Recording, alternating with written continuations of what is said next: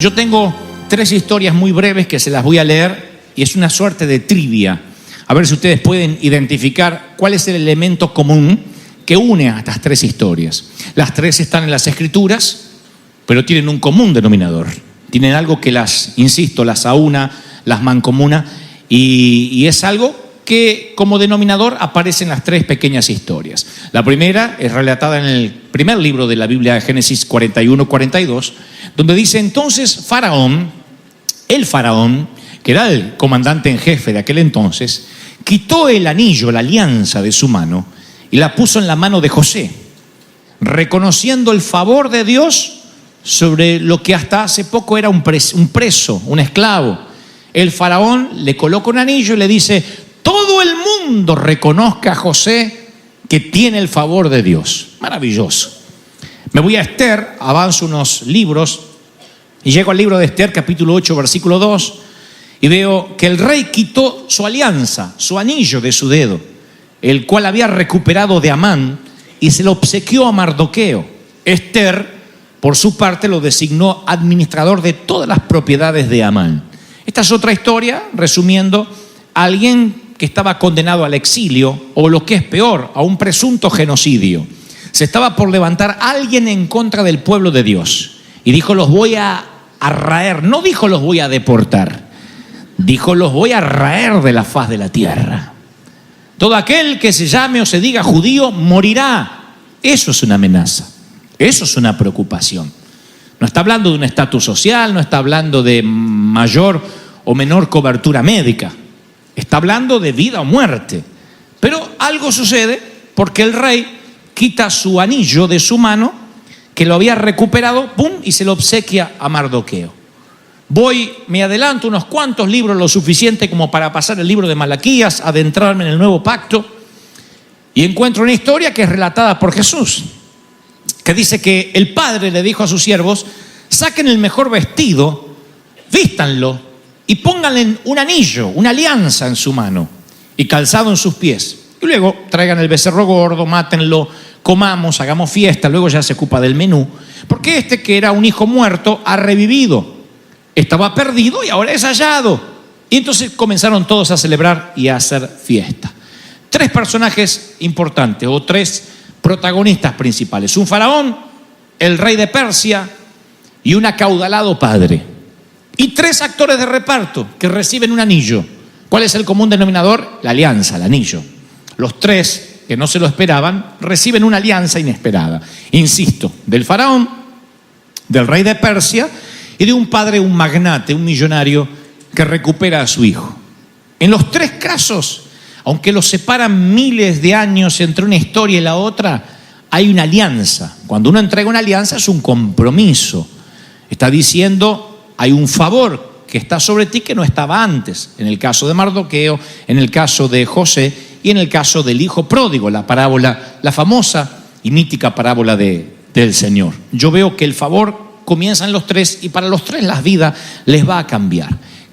A los 3 les iba a ir mal, tanto a Mardoqueo como a José como al hijo pródigo.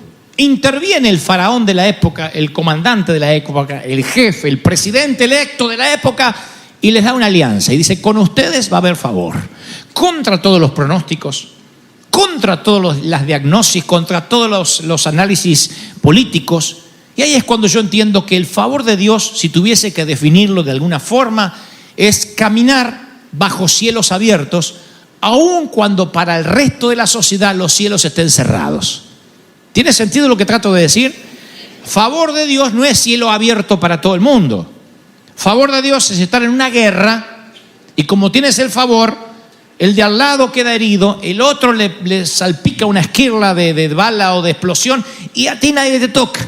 Estás parado ahí en el medio de la batalla. No es ausencia de guerra, sino favor de Dios. Siempre sobrevives. Había una frase por ahí que decía: soldado que escapa sirve para otra batalla.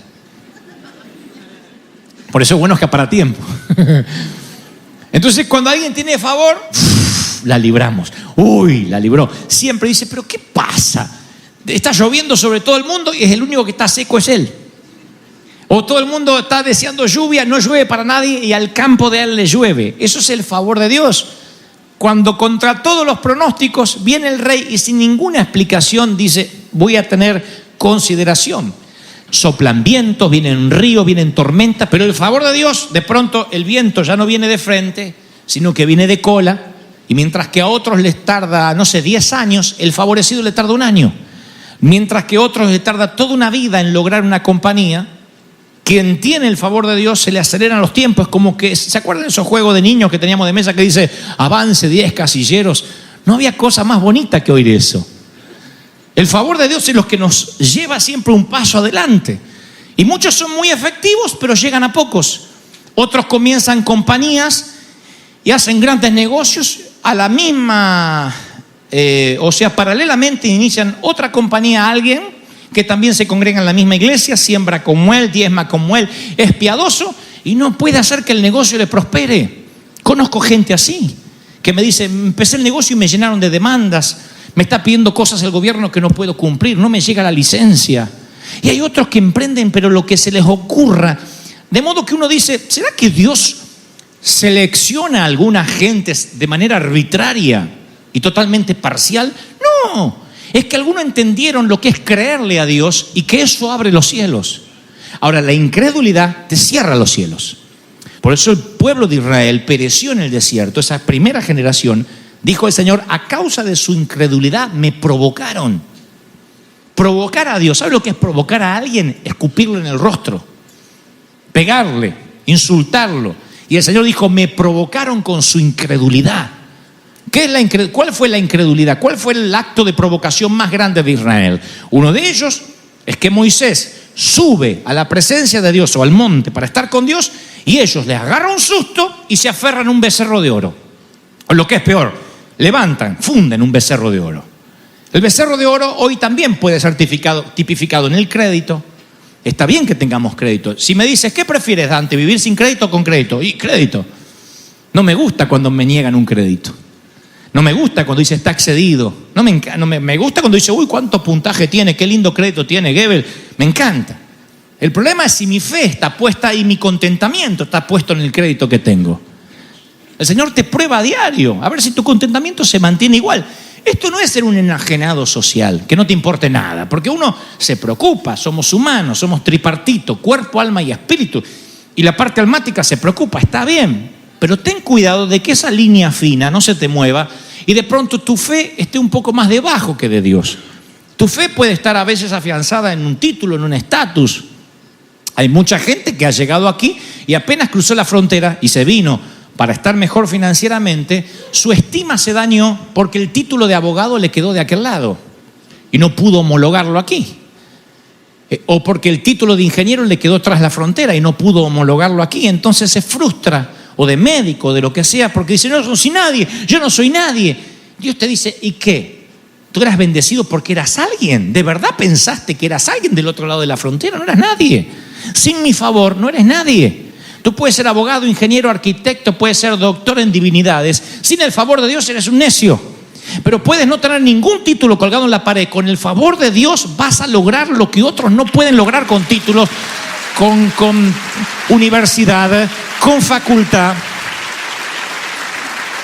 ¿De dónde va a venir el favor? Y de lugares inesperados. Fíjense la historia de Noemí, que después de 10 años vuelve a las tierras paganas y vuelve con una nuera pagana. Yo sé que las suegras dicen todas las nueras son paganas, pero esta era más pagana todavía. Era moabita, había una maldición de 10 años sobre Moab de parte de Dios e Israel. Y Noemí vuelve con una nuera pagana, con una mundana. Su nuera, Ruth, no sabe quién fue Moisés, no sabe quién fue Abraham, no conoce nada de la historia, no sabe el decálogo, no conoce, no, le dicen el arca y no tiene la menor idea de lo que es. No tiene historia con la iglesia, ni con Israel, ni con nada. No era pagana, una mujer que se agarró el hijo, que ahora el hijo murió y se quedó con la suegra. Ustedes dirán, ¿y qué puede suceder de algo así? ¿Puedo yo tener favor de alguien inconverso? ¿Dios puede usar a alguien que esté completamente mundano, endemoniado, enajenado? Sí, Dios usa. Así que llega Ruth, la moabita, llega a los campos de Israel con su suegra, ve al hombre de sus sueños, se llama Boaz, y dice, y halló favor delante de sus ojos. Así que le deja recoger en su campo de cebada algo, luego le da algo de los manojos, luego le pone, dice la palabra, una cebada, 6 medidas de cebada en el manto, y luego le dice, ya no perdamos el tiempo, cásate conmigo. Y vos se casa con esta mujer, de su matrimonio nace Obed, y ahí es el padre de Isaí y abuelo de David. Increíble cómo Dios genera a veces favor de gente inesperada. No te sorprendas por esto. Por eso las iglesias no tienen que ser refugios del miedo. Lo peor que nos puede pasar es ser un refugio del miedo, hermano. Quédese acá, que acá atrás no nos va a encontrar. Quédese acá. No, acá la migra no entra. No. Sal, da la cara y vas a ver que si vas con el favor de Dios, no sabes qué decir. Dice la palabra que no tengas temor porque Dios va a poner palabras en tu boca. Y mientras que todo el mundo, acá hay un montón de testimonios en la iglesia de gente que va y le dice, yo no sé por qué, pero usted tiene favor. Le sellan el pasaporte, le dan el papel. Tú dices, no, pero ¿y si voy y me dejan preso? Y es muy probable lo que temes te sobrevendrá. Yo iría ya con un traje naranja.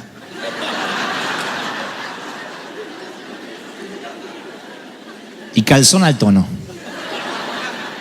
Claro, porque si vas con mentalidad de refugio del miedo, y eso te va a pasar. ¿Cuánta gente sale del banco y dice, yo sabía que no me lo iban a dar? Yo sabía. ¿Y para qué fuiste? ¿Tenías fe en que no te lo iban a dar? La fe funciona a favor o a la inversa. ¿Cuánta gente mira el diagnóstico médico y dice, yo sabía, sí, azúcar en la sangre es hereditario. Mi mamá se llenó de hormiga apenas murió. Esto es así. Mi papá orinaba y subían las hormigas así, por la orina de lo dulce que era. Yo sabía, porque sabías, tienes la enfermedad que tienes. Si tú dices, no, la palabra dice que aunque los padres coman las uvas agrias, los hijos no heredarán la dentera. Se corta toda maldición en enfermedad, en pobreza, en miseria. ¿Reciben esta palabra, sí o no?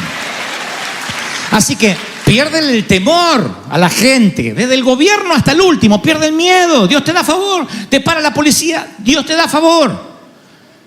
Pero no tiene que haber entre nosotros gente que diga, ay, no, que no me vayan a agarrar, ay, no, están allá en la esquina. Claro, no te vas a meter en la boca del lobo. Pero si algo te sucede, tienes el favor de Dios. ¿Sabes las veces que a mí en los aeropuertos me mandaron al cuartito porque había alguien que se llamaba como yo, que estaba buscado, o porque aleatoriamente decidían hacerme un análisis exhaustivo del FBI? Yo nunca fui con miedo, porque digo, tal vez Dios quiere que me metan preso para transformarme en Nelson Mandela. No hay que tener temor. Tienes el favor de Dios. Y cuando tienes el favor de Dios, la tienes con gente que no te esperas, con estos tipos que le daban las alianzas. El faraón, el rey de Persia, no eran presidentes electos que parece que suenan amenazantes. Eran tipos que no les gustaba la cara y te mandaba a cortar la cabeza. Y esa noche dormían tranquilos, Salían a matar gente y no había quien le dijera porque era el rey. Según su desfasaje hormonal, ¿te dejaba vivir o no te dejaba vivir? Tenían varias esposas. ¿Ustedes se piensan que convivían con la suegra? No, las mandaban a liquidar.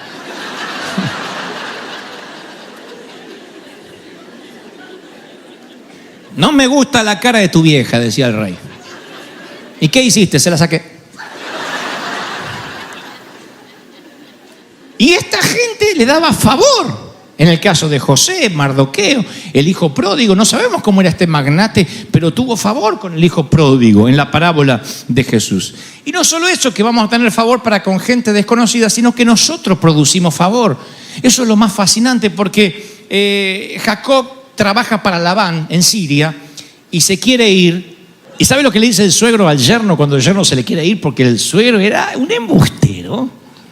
Le dice, no te me vayas, porque yo he experimentado que Dios me ha bendecido por tu causa. Génesis 30, 27. Dice el tipo, yo no entiendo de Jehová, no entiendo de... Lo que sé que desde que estás aquí, las vacas dan más leche, los terneros están más gordos, hay más ganado, los lagares están llenos, los graneros rebosan. No te me vayas porque Dios me ha bendecido a causa de tu favor.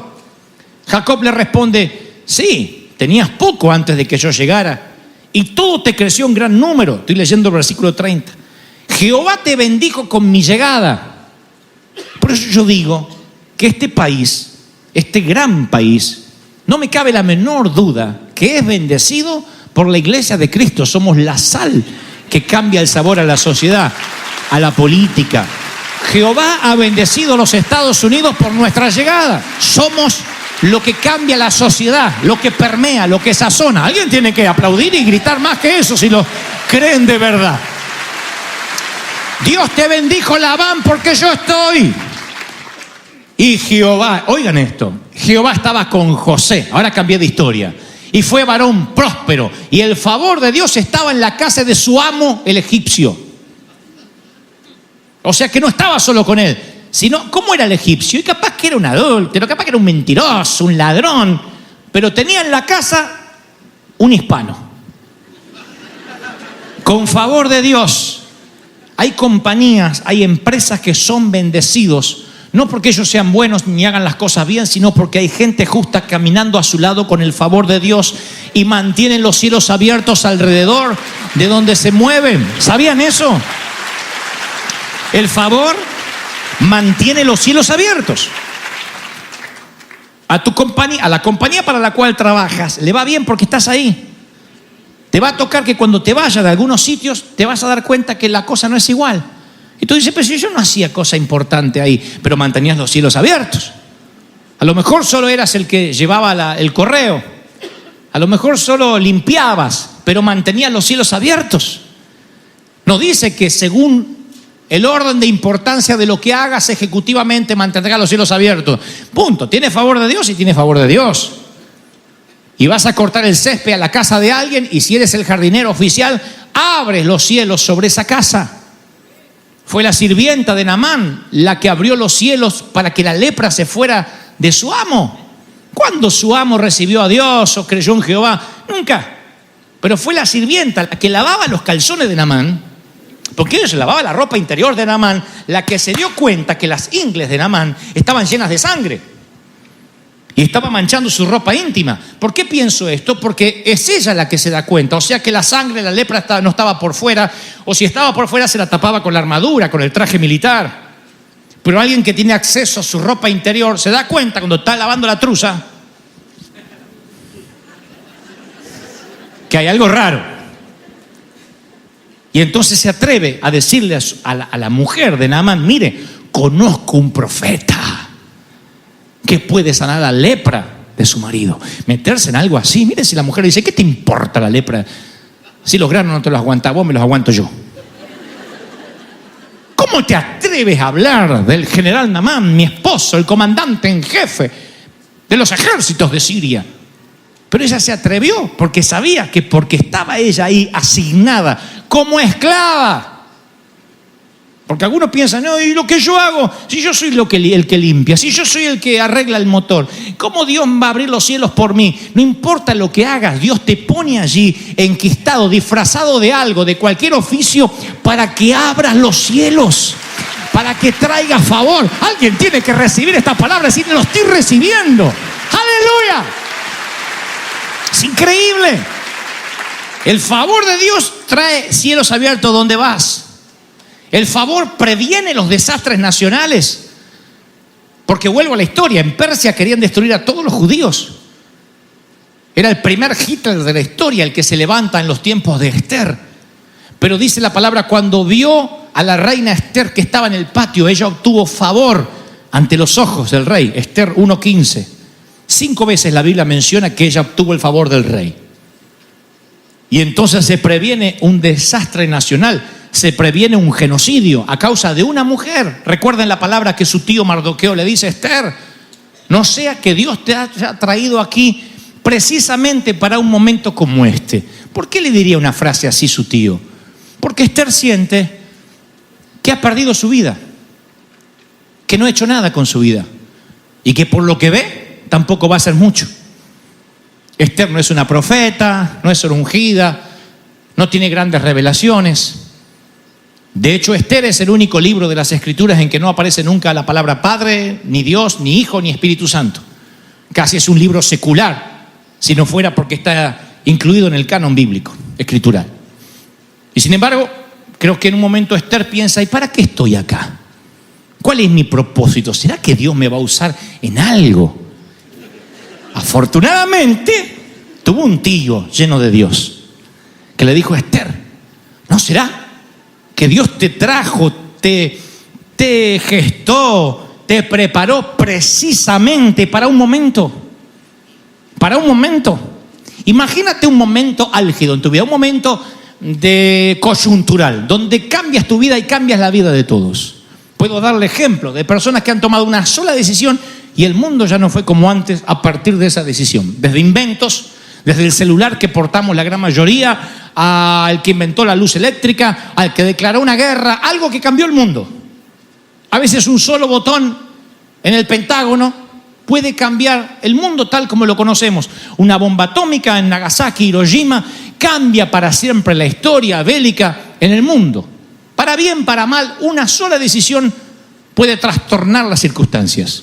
Eso es lo que Mardoqueo le dice a Esther. Esther, tal vez Dios te trajo para un momento como este. Y hay un rey ahí que odia a los judíos. Dice, los voy a liquidar, los voy a matar a todos. Como si esto fuera poco, había un tal Amán que le revolvía el estómago ver a Mardoqueo, al judío, sentado en la puerta del palacio. Y Amán planifica una horca. Y viene y le dice al rey, le susurra. Siempre hay esos que susurran al oído del rey: hay que matar a estos judíos. Estos judíos son la plaga, son la peste. Hay que matarlos. Hay que erradicarlos, hay que quitarlos de la faz de la tierra. Y le llenaba la cabeza al rey todo el tiempo. Esa era la época, ese era el clima social y político que se vivía en ese instante cuando aparece Esther.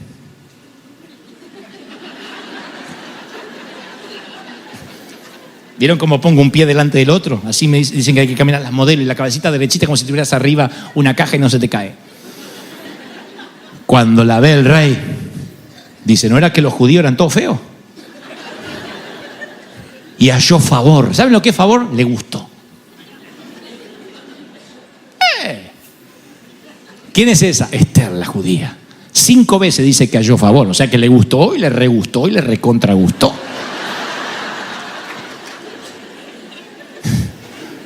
La amó desde que la vio. Y halló favor. Y a causa de Esther se trastocó. Este que le hablaba al oído al rey, la horca terminó siendo para él. Primero tuvo que honrarlo a Mardoqueo. Bueno, una historia fascinante, parece un cuento de Disney porque se da vuelta así, como si un guionista estuviese haciendo a propósito que ocurrieran los hechos. Pero es Dios quien le ha puesto favor en Esther.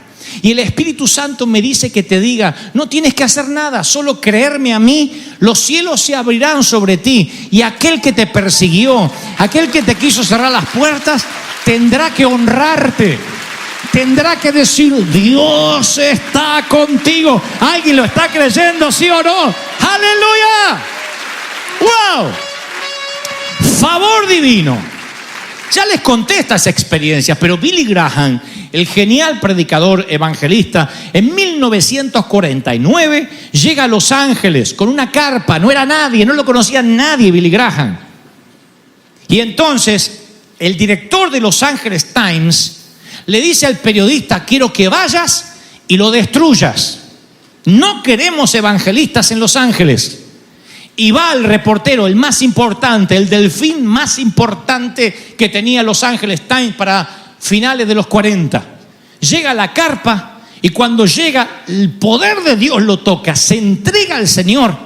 Y al otro día, a riesgo de que lo echen, escribe una crónica, una sola crónica, que luego lo echaron. Pero no había internet, no se podía checar antes. Te mando un mail, director, para que me lo pruebes. Era enterarse por el periódico, aún el propio director. Al otro día, dice el cronista, entre otras palabras, realmente Dios ha llegado a Los Ángeles. Hay salvación, hay cambios de vida. Esa nota en Los Angeles Times, en un tiempo donde no había tanta mediatización ni televisión, todo el mundo se aglomeró, no había forma de ignorar lo que ocurría en Los Ángeles. Y el ministerio de Billy Graham, con una nota en letras de molde, cambiaría para siempre a finales, casi llegando a los 50, por un periodista que obtuvo favor. Y eso le dio favor a Billy Graham. Oral Roberts, otro gran evangelista, en 1948 predicaba y no podía hacer que la gente llegara, a pesar de que Dios hacía milagros. No había forma de pagar redes sociales, no podías contratar agentes de prensa, era solo contar con el favor de Dios. Entonces Dios dice, Ya usé lo del periodista, creo que ahora voy a usarlo al diablo. Así que va alguien con un arma, intenta disparar, ahora al Robert se le traba el arma, no puede, alguien saca una fotografía. Al otro día dice, las armas no funcionan contra este predicador. Se le llena la campaña, se convierte el de la pistola y Dios hace un milagro a través de Oral Roberts. Y Oral Roberts transforma su ministerio. El favor de Dios puede aparecer de la noche a la mañana y no sabes cómo. Si Dios dijo que te iba a bendecir, te va a bendecir. Como sea, te va a bendecir. ¡Aleluya! ¿Cuántos quieren este favor? Dígame amén. Ahora, ¿ustedes sabían que tal es la bendición que hay sobre el pastor? Tal es la bendición que viene sobre la iglesia. ¿Sabían eso? Si un pastor predica mucho de prosperidad, te guste o no te guste, esa gente prospera. Si un pastor dice, bueno, lo mío es la sanidad, la gente está nada enfermo. Pero si un pastor habla del favor de Dios, no creo que necesariamente venga por ósmosis, viene con la edad. Nos ha enseñado que lo que más importa en cualquier país, en cualquier nación, es la gente. Es el ciudadano, el que tiene hambre, el que la pasa mal. Y a nosotros Dios nos abrió puertas para bendecir a todo el mundo. Y mientras que nosotros podamos ser un canal de bendición, Venezuela es uno de los países que más ayudamos financieramente. Pero no es que ayudamos al gobierno nuevo, a Maduro, al viejo gobierno. Nosotros no vamos por el gobierno, nosotros vamos a las fundaciones. Tenemos la Fundación Venezuela Amiga que nos da siempre una mano enorme y ayudamos a colegios católicos, a orfanatos. Nos conectamos con un montón de gente para bendecir a la gente de Venezuela. Lo que menos queremos es que nos prohíban la entrada para bendecir a la gente. Entonces, uno tiene sus convicciones, uno sabe que queremos una Venezuela libre, pero uno debe ser prudente para que nada implique que dejemos de bendecir a la gente. Lo que queremos es bendecir a los venezolanos, bendecirlos, ayudarlos, los amamos. Porque muchos se enojaron conmigo diciendo, pero Dante no se pronuncia, no dijo nada, pero ¿cómo no condena a fulanito? No soy quien para condenar a nadie, yo ni siquiera condeno o celebro al presidente de Argentina. No soy quien para condenar. Creo que cada uno ejerce su derecho de voto en las urnas. Si después hay estafa o hay conspiraciones, no somos nosotros. Podemos tener las opiniones, pero decirlas en público no va a mejorar nada. Lo que sí es que yo sé que tenemos que ser prudentes, en nuestro caso como River, para que nunca podamos dejar de bendecir. Lo peor que me podrían decir es, usted no entra más a Venezuela, usted no manda más ayuda a Venezuela, porque los perjudicados terminan siendo la gente. Venezolanos, estamos con ustedes, los bendecimos, oramos y los vamos a seguir ayudando. ¿Estamos felices? ¿Sí o no? Después que me digan que soy un tibio, un pecho frío, no me importa. Yo sé que no le debo explicaciones a nadie, mientras que cuando me arrodille delante del Señor, el Señor me diga, sé sabio y bendice al pueblo que yo te abrí puertas para bendecir. No vamos a dejar de bendecir Venezuela. Y no vamos a dejar de bendecir Cuba. En Cuba nos prohibieron en su momento el Estado que sigamos construyendo nuestras casas, las casas que les regalamos a estos 6 ancianos o a estas 6 parejas. Y sin embargo tuvimos que decidir qué íbamos a hacer. O nos enojábamos, o maldecíamos, o éramos prudentes. Fuimos prudentes, fuimos mansos como la paloma y astutos como la serpiente. Y terminamos todo lo que teníamos que terminar en Cuba. Les agradezco al pastor local, a todo el equipo de la iglesia local, Casa de Oración. Pero esto que vamos a ver hoy es la primera casa. Recuerda que son 6. Y estos son episodios que te vamos a ir mostrando. Este caballero ni se imagina lo que le va a pasar. Este señor que es un abuelito y no lo parece, pero sin embargo algo va a pasar con su vida. Tenemos nosotros que ver en esto. Esta es la semilla de los que están aquí localmente y de los que están en casa. Somos River en Cuba. Primera parte.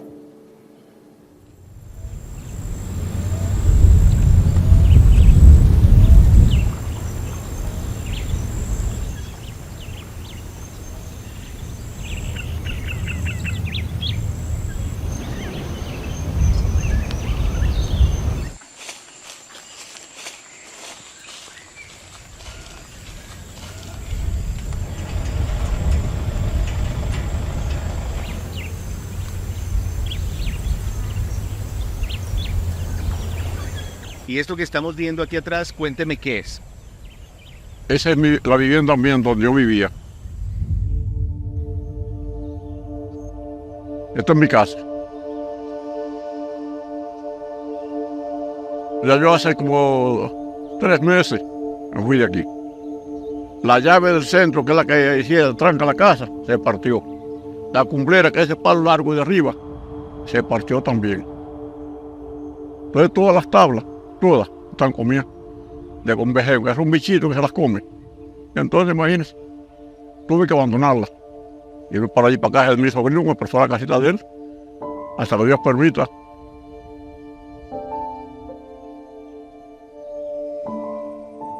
Quisiera vivir como una persona normal, con las cositas que Dios me permita que tenga, porque no tengo nada.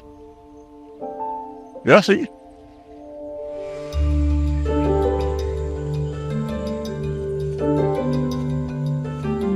¿Y a qué se dedica? ¿Qué está haciendo ahora? Estoy haciendo un trabajito con mi pastora, trabajando con ella allí, con la ¿Qué pastora, hace? ¿Cuál es la labor que está de haciendo? servar. Es un campito de café y un campito de plátano que ella tiene allí, lo que puede hacer poquito a poquito. Desde la niñez, mis padres me enseñaron a trabajar y todavía he trabajado. Uno se entretiene trabajando y se olvida muchas cosas que, ¿entiendes? Y está produciendo, está haciendo algo para la vida, para la sociedad. Imagínense, hay que seguir. Poco a poco, pero hay que ir para adelante.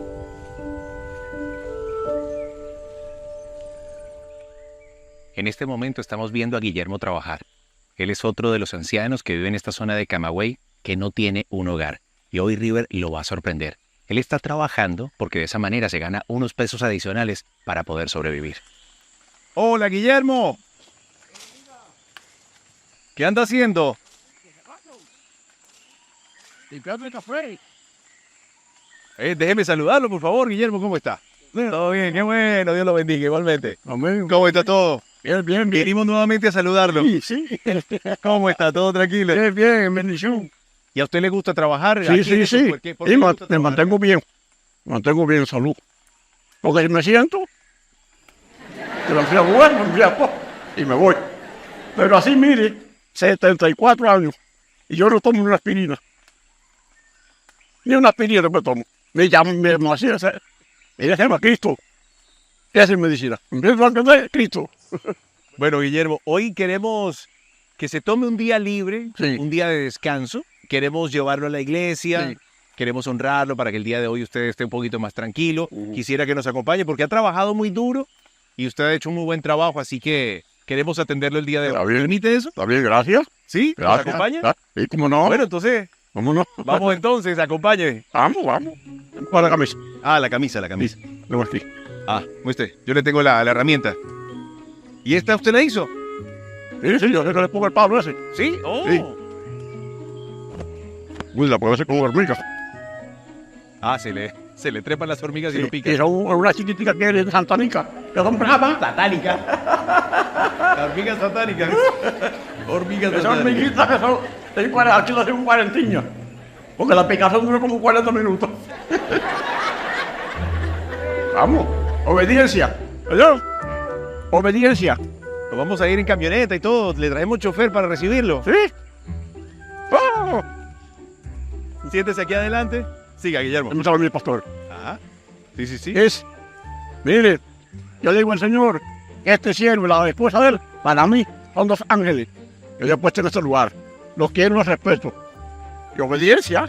Igual me las orejas y me porto mal. Siga, Guillermo.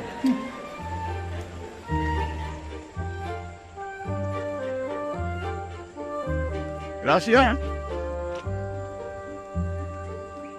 Aleluya.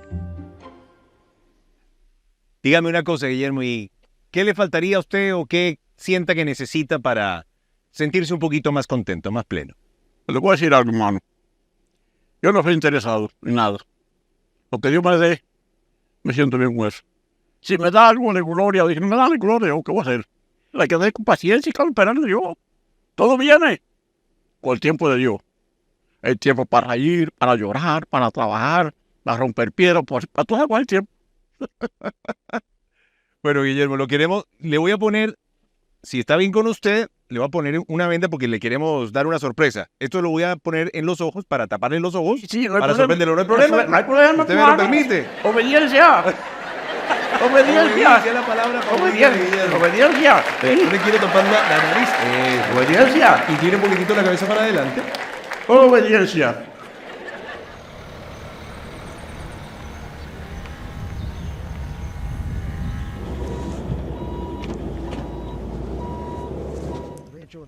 Es. Uno más. Ahí está. ¿Está nervioso, Guillermo? No. Tranquilo. Tranquilo, mi mujer, que está en la mano de Dios del Señor. Obediencia. Ningún miedo, ninguna nervios, nada de eso. La paz de Dios en mi corazón. Yo voy a la mano del Señor, vaya. Va a ser mejor. Voy a la mano del Señor. Y es el que me guía. Y el que me guarda. Bueno, Guillermo, paremos aquí un momentito. A mí me gustó mucho que usted siempre ha estado hablando de obediencia. Sí, Esa es una de las actitudes que Dios premia, la obediencia. sí. Y hoy queremos honrarlo de una manera muy especial. Sí. Hay una sorpresa que hemos preparado para usted. Ujú. Hay una sorpresa que Dios dispuso para usted en este día. Así que cuando yo le dé la indicación, usted quítese la venda para que pueda Ajá. disfrutar de este momento. Ajá. Adelante, don Guillermo, quítese la venda de los ojos.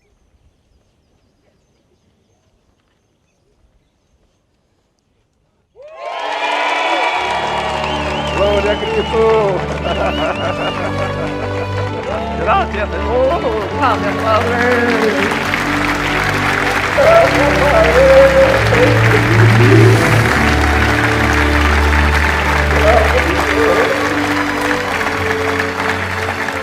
Gracias, Padre.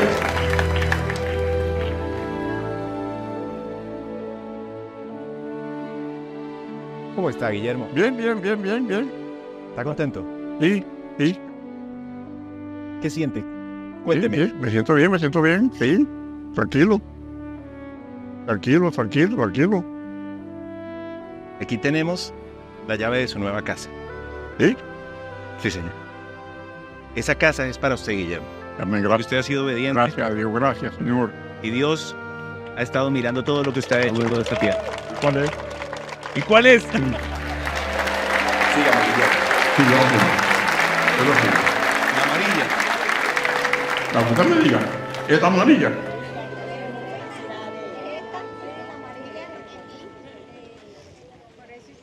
Esta. Sí, señor.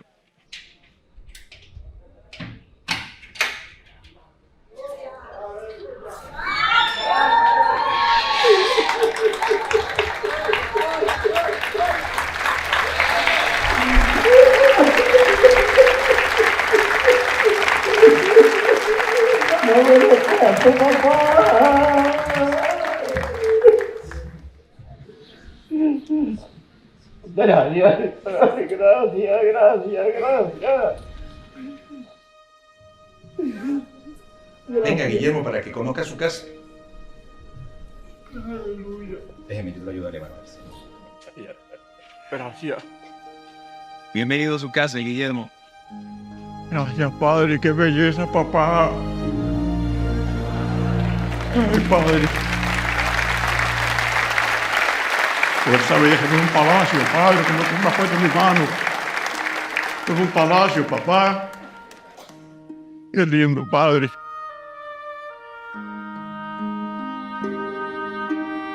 Pero qué belleza cocina, mira.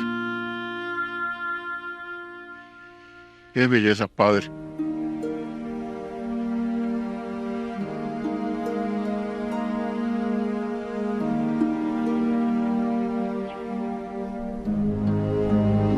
Aleluya, Padre, Padre. Gracias, Padre.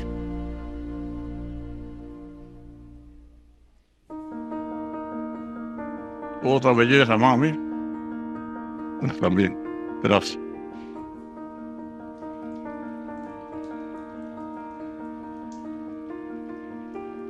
Tampoco tenía ducha, Guillermo.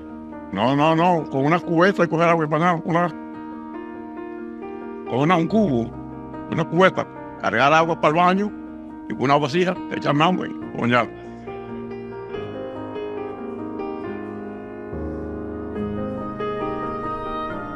Esta es su cama, Guillermo. Pruébela, Guillermo. ¿De sucio? No importa, la lavamos. Esto es un señor palacio para mí, esto estoy en el cielo contigo, papá. Me siento como en el cielo contigo, mi padre. Como si tú me hubieras tomado así en los brazos y me levantarme, estuvieras allá en un palacio contigo, me siento así, papá. Qué lindo tú eres, mi rey.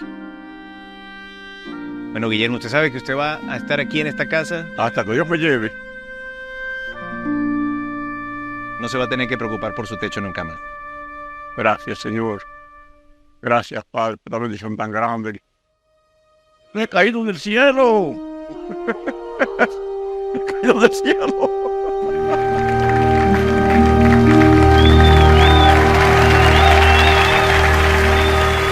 Un saludo enorme, esa es tu semilla, el aplauso para todos los que siembran y hacen esto posible.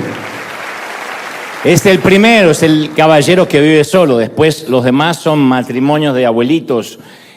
Vamos a pronto ver la segunda, tercera, cuarta, quinta, sexta parte. Es maravilloso y ya están viviendo ahí, nada más que recién ahora lo estamos viendo.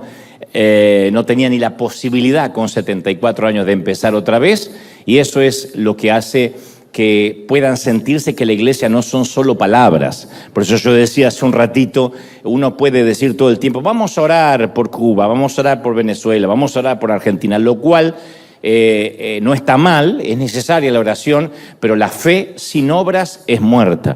Y cuando uno lo hace por estos pequeñitos, lo hace por el Señor, ¿sí? No solo oramos, sino que damos. Esto es iglesia, ¿o no? Dios te bendiga, gracias. Muy bien, ¿estamos listos para lo que Dios nos va a hablar, sí o no? Entonces, quiero que me prestes muchísima atención, que abras los 5 sentidos, aún el sexto, pero no para decir, veo gente muerta, no. El sexto sentido es para que el Espíritu Santo hable al corazón. I feel the people. Una vez te conté que un grupo de psicólogos plantearon un ejercicio hipotético, por cierto, muy interesante. Los participantes de este experimento tenían que leer el resumen de la vida completa de otra persona.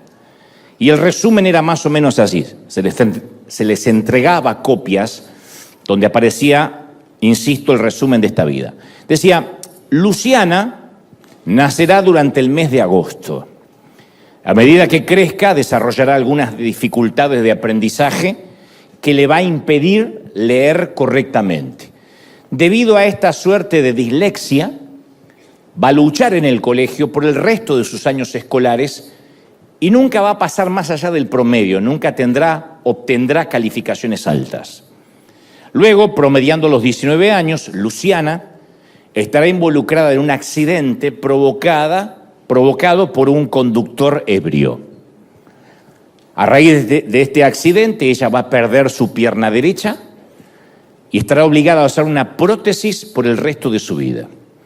Con el tiempo, ella va a conseguir un trabajo, un empleo estatal, pero aquel accidente la habrá marcado de por vida y entonces, por alguna razón, su estima se vio afectada y ella no será capaz de iniciar una pareja y mucho menos una familia.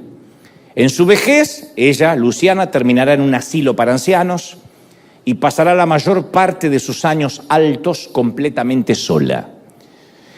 Ese es el resumen de la vida. En la segunda parte del ejercicio de este experimento, los participantes tienen que imaginar que Luciana es su propia hija. Ella todavía no nació, pero pronto va a nacer. Y esta es la vida que inevitablemente le espera. Este resumen es lo que va a ocurrir. Y se le da a los participantes un solo minuto para cambiar algo en la historia de Luciana. Solo tienen un minuto para cambiar algo. Con borrador en mano y un cronómetro, ellos pueden eliminar lo que quisieran de la vida de Luciana. La pregunta de los participantes era, ¿qué borramos primero? ¿Qué borraríamos nosotros primero si fuera nuestra hija? Bueno, francamente, muchos de nosotros borraríamos sus dificultades de aprendizaje, a priori, para empezar, el accidente del auto, por supuesto, y la vejez en soledad en el asilo. Esas 3 cosas las eliminaríamos rápido, en menos de un minuto. ¿Por qué? Porque amamos a nuestros hijos y quisiéramos todos, si somos padres medianamente buenos, que quisieran que vivieran una vida sin estas luchas, sin dolores, sin fracasos. Todos quisiéramos que la vida de nuestros hijos estuviera libre de dolor, libre de angustia, libre de pesares. Pero la verdadera pregunta es, ¿esto sería realmente lo mejor, que le elimináramos a nuestros hijos todas las dificultades? ¿Realmente en el fondo pensamos que una vida libre de cualquier dificultad los va a hacer felices? ¿Y qué tal si borráramos una dificultad que los va a motivar a orar y buscar a Dios? ¿Qué tal si quitamos algo de su vida que justamente por ese aguijón es que se acercan a la presencia de Dios y nosotros lo borramos? ¿Qué tal si borramos la dificultad que le va a enseñar a tener resiliencia, va a forjar su carácter y le va a enseñar a tener gozo a pesar de las dificultades difíciles? Y nosotros terminamos haciendo de nuestro hijo un pusilánime, un timorato, porque borramos aquello que justamente en la vida lo iba a fortalecer. ¿Qué tal si borramos justo esa circunstancia difícil que lo va a despertar al propósito de Dios en su vida? Y nosotros vamos y lo borramos. Yo sé que suena fuerte, pero todos los que somos adultos sabemos que el contribuidor número 1 para la madurez espiritual, para la madurez emocional, no son los mensajes, no son los sermones, no son los libros, no es el congregarse semanalmente. El contribuidor número 1 para la madurez espiritual siempre son las circunstancias difíciles. Eso es lo que nos hace quienes somos. Eso revela de qué estamos hechos, de qué madera estamos forjados. Y diré esto, no puede haber un despertar espiritual si antes no hubo un adormecimiento que Dios permitió. No puede haber un real encuentro con Dios si primero no ocurrió un desencuentro, un alejamiento del Señor. Dicho esto, quiero meterme de lleno en la historia de hoy, que es, como dirían los chilenos, harto conocida. Es muy conocida, pero que tiene algunos aristas que son sorprendentes. Posiblemente sea la historia más conocida que relató Jesús, que es obviamente la del hijo pródigo que aparece narrado en Lucas capítulo 15. El hecho de que sea una parábola, o sea, una suerte de metáfora, no impide que sea una historia llena de eventos de la vida real. O sea que cuando uno escucha la historia del hijo pródigo es imposible oírla o leerla sin identificarse en alguno de sus puntos.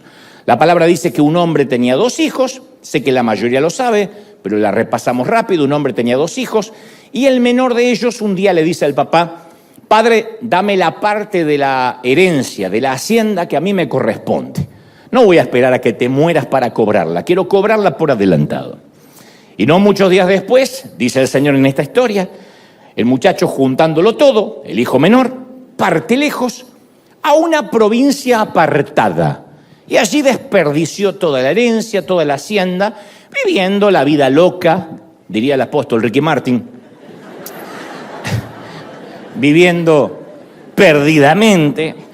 Una versión dice una provincia apartada, pero hay otra versión que dice se fue a un país lejano, Como sea, la audiencia judía que escuchaba esta historia sabía que cualquier lugar lejano era considerado un sitio gentil, un sitio pagano. La implicación era clara, obviamente. El hijo no solo le dio la espalda al padre, o sea que no era meramente una cuestión familiar, sino que también le dio la espalda a su fe, a la creencia de toda la familia. Se fue en busca de una tierra o un país en el que no tendría que dar cuentas a nadie, donde supuestamente sería libre. Yo leía que en 1904, allá hace muchos años, el escritor escocés James Matthew Barrie escribió Neverland, la tierra del nunca jamás, que se trataba de una isla ficticia donde los niños nunca crecían y vivían sin ninguna regla, sin ninguna responsabilidad, y se hacían llamar a sí mismos los niños perdidos. Una novela famosísima. Más tarde, en 1953, Walt Disney haría popular Neverland, la tierra del nunca jamás, con el personaje principal Peter Pan y su famosa Isla de los Sueños. Yo no estoy seguro si el escritor escocés se basó en la historia de Jesús, pero curiosamente hay muchas coincidencias en ambas metáforas. Ambas son historias ficticias, una es una parábola, otra es una novela, pero hay muchas coincidencias, porque de alguna manera u otra, todos en algún momento hemos viajado a un país lejano.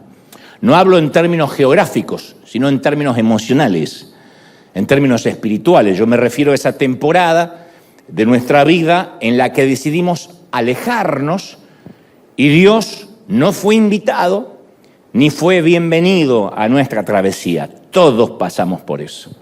El que no diga que no, Dios bendiga tu hipocresía, pero todos pasamos. Ahora, no siempre tenemos en claro de cómo arribamos a ese lugar. ¿Cómo es que terminamos en nuestro ficticio Neverland? Una de las razones que motiva a muchos viajeros a irse a ese país lejano, lejos de Dios, es porque creen que nunca van a poder hacer feliz a Dios. Posiblemente esta sea la razón principal. Como el hijo pródigo, están convencidos que si se quedan en la casa del padre, se van a privar de vivir. Y a veces algunos creen que también Dios es un padre que tiene un listado largo de reglas diseñadas para quitarte toda la diversión de la vida. Es la primera pregunta que hacemos cuando venimos a Cristo. ¿Y ahora qué tengo que dejar? ¿Se puede bailar? ¿Me puedo tatuar? Si hago un cumpleaños, ¿puedo haber música secular? ¿Me puedo poner un arete? ¿Los pantalones cómo tienen que ser? ¿Pensamos que ahora se acabó la diversión o nuestra libertad de hacer lo que queríamos? Y algunos tienden a ver a Dios como una valla que los confina, como un muro, en lugar de verlo como un cerco que los está protegiendo. Entonces hay una enorme caravana de viajeros que se alejan de Dios porque suponen que Dios es un padre muy difícil de agradar. Y quizás creciste en una congregación así, que cada vez que te predicaban parecía que Dios siempre estaba frustrado contigo, siempre. Porque algunos no solo nos criaron así en nuestros hogares, sino que encima en la iglesia se nos predicaba así. Dios no está contento contigo. Yo siento que Dios va a quitar la gracia de ti. Estábamos todos temblando así, diciendo que no la quite, que no la quite. Ni sabíamos lo que era lo que iba a quitar, pero que no la quite. Yo tenía una imagen de Dios, que era Dios siempre moviendo la cabeza, desaprobándome, así. Porque esa era la manera que tenía mamá de psicopatearme. Yo me sentaba en la iglesia, yo no quería sentarme al lado de ella porque yo ya era un adulto de unos 11 años. Entonces iba con mis amigotes. Y cuando mamá no miraba, yo me ponía a dibujar, porque los cultos eran aburridos. Entonces yo me ponía a dibujar y siempre llevaba dentro de la Biblia algún papelito para dibujar. Y yo lo único que quería, no me importaba si me veía Dios. El problema es que no me veía mamá. Y de repente me decía mi amigo, mira. Yo levantaba la voz y mamá estaba de otra vez, hacía. Eso era una amenaza de muerte, eso era la milla verde, te vamos a matar. Entonces yo siempre veía a Dios que me miraba y hacía. Porque todas sus expectativas y sus reglas, las de Dios, eran tan altas que era imposible de satisfacer. Así que lo mejor era mandarse a mudar. Y lo que he aprendido con mucho dolor es que cuando creemos que tenemos un padre difícil de complacer, un día simplemente dejamos de complacerlo. Así funciona. De hecho, lo afirman los psicólogos que han descubierto que cuando un hijo vive con padres estrictos, exigentes, que las cosas buenas nunca la destacan, siempre hablan de las malas, lo que va a pasar es que ese hijo se va a distanciar emocionalmente de su papá o mamá. Y en un momento va a ser todo lo contrario que le dijeron en su casa. Aquel que se pone en las antípodas de los valores familiares es porque se hartó de que todo lo que hice y todo lo que hizo y todo lo que dijo nunca sirve. Que todo lo que hace está mal. Y hay padres que son tan estrictos que creen que lo van a sacar bueno. No, lo que hace es llevarlo a la otra polaridad. que ese hijo no quiere saber nada ni de Dios, ni de ser una persona de bien, porque se hartó, nunca estuvo a la altura de la barda, nunca llegó a lo que se le está pidiendo. Lo mismo pasa en términos espirituales. Por eso digo siempre que el legalismo produjo más apartados de la fe que el propio diablo.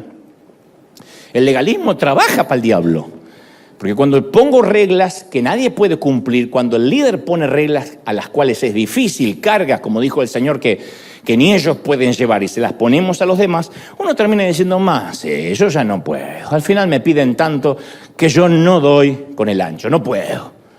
Entonces muchos ven a un Dios enfadado, que haya placer en repartir castigo, pendiente de que caigas, como que Dios dice, ya vas a caer, ya vas a caer.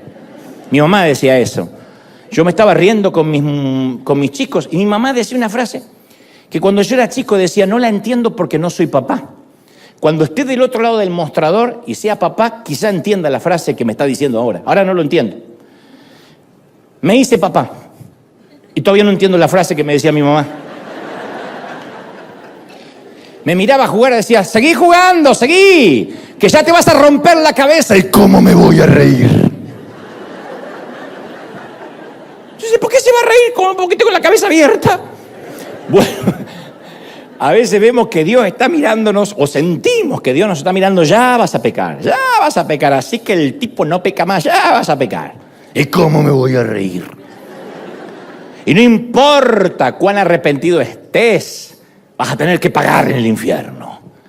Nota que es lo primero que los religiosos escriben en las redes. Ya vas a pagar, Dante, en el día del juicio. Sigue riéndote de las suegras, Ya se va a reír Dios cuando te manda al infierno. No, Dios no se va a reír nunca mandando a alguien al infierno. Pues un padre. ¿Cómo un padre se va a reír porque manda al hijo a quemarse?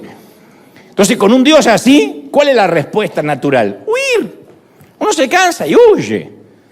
La historia de Jesús continúa y dice, y cuando este caballero, el hijo pródigo, este muchacho, lo hubo gastado todo, se dilapidó la fortuna, vino una gran hambruna en la tierra donde él estaba, en Neverland, y le comenzó a faltar todo. Entonces fue y se arrimó a uno de los ciudadanos de ese país, el cual le envió a su hacienda para que cuidase puercos o cerdos. O ¿cómo le dicen en otros países a los cerdos y puercos? Eso.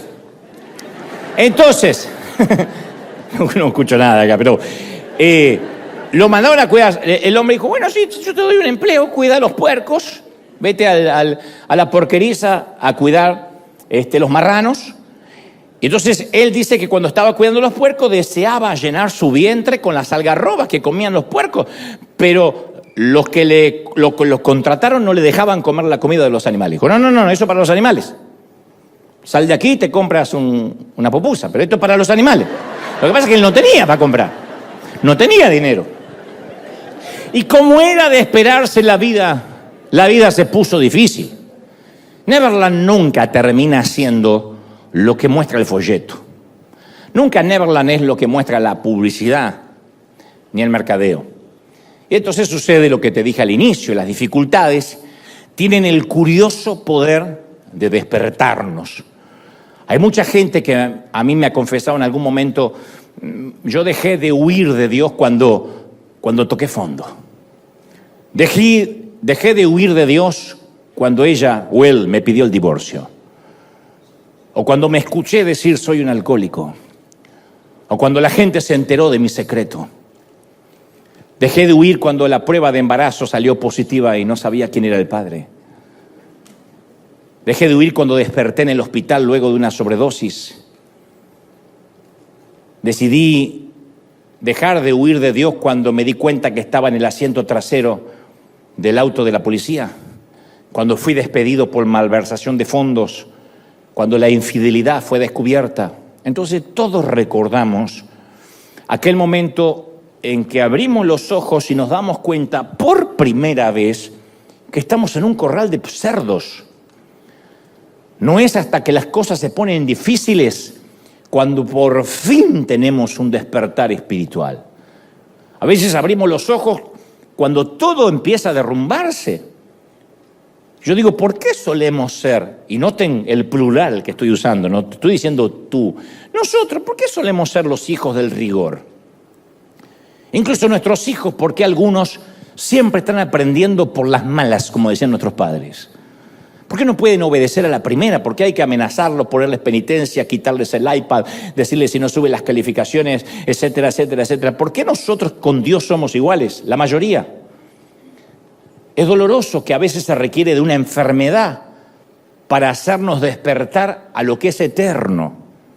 La cantidad de gente que ahora mismo, a esta hora, está en un hospital diciendo yo necesito sanarme o que mi hijo se recupere y prometo congregarme y orar y leer la Biblia. A veces se requiere de una pérdida de empleo para llevarnos a una oración más profunda, porque ahora tenemos mucho tiempo para orar, porque no tenemos empleo. A veces se requiere de un corazón roto para que finalmente dejemos entrar a Jesús y que nuestra dependencia emocional no sea un novio, una novia, una pareja, sino que sea el Señor. En 2 de Corintios 7:10, Pablo le escribe a la iglesia justamente de Corinto y les dice, pues la clase de tristeza que Dios desea que suframos nos aleja del pecado y trae como resultado la salvación. No dice la tristeza que Dios causa, sino la que Dios desea, o sea, la que Él va a usar, las circunstancias que Él se va a valer para traernos a Él. Que por lo general esas circunstancias las provocamos nosotros y Dios las usa para que volvamos a Él. Las consecuencias de nuestras decisiones pueden ser a veces una alarma, danger, danger, danger, que nos hace recapacitar, que nos hace despertar. Cuando uno se encuentra en ese país lejano, en Neverland, es cuestión de tiempo para que nuestras decisiones nos alcancen. Voy a decirte algo que decían nuestros padres, las consecuencias llegan siempre. Por eso uno tiene que aprender con la edad a escuchar las alarmas. Cuanto antes aprendas a oírlas, tanto mejor. Y yo quiero decirte algo muy cierto. La eficacia de las alarmas está proporcionalmente relacionada al deseo que tengamos de oírlas o de ignorarlas. Uno tiene que decir, voy a escuchar las alarmas de mi vida, no las voy a ignorar. Cuando Jonás, el profeta bíblico, se aleja de la voluntad de Dios, el tipo se puso a dormir en el casco del barco y el capitán pagano le dice, ¿qué tienes, dormilón? ¿Cómo puedes dormir? Levántate, hombre, y clama a Dios. ¿Cómo puedes dormir en medio de la tormenta? Y hay quienes necesitan una alarma que los despierta a los gritos. Yo sé que hay gente acá que pone la alarma en el celular y pone el arpa. Para mí eso significa, sigue durmiendo. Todos entenderán. Otro necesita una bocina de avión, porque si no, de barco. Bueno, los aviones no tienen bocina, pero...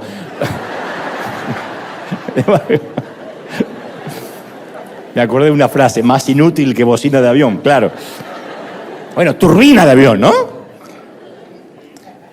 Y uno tiene que decir, las quiero oír, si no, no me voy a despertar. El cónyuge que tiene un matrimonio que se está cayendo a pedazos y vive en su propio mundo, mirando fútbol todo el día, es alguien que no está oyendo las alarmas.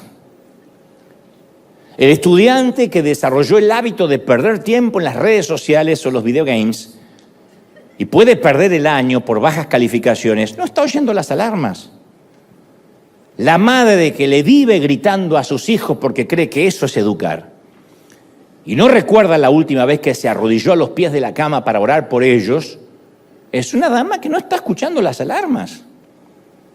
El padre que se va a trabajar antes que sus hijos se levanten y regresan después que se fueron a dormir, no está oyendo las alarmas. Posiblemente termine de pagar la casa, pero va a perder el hogar en el proceso.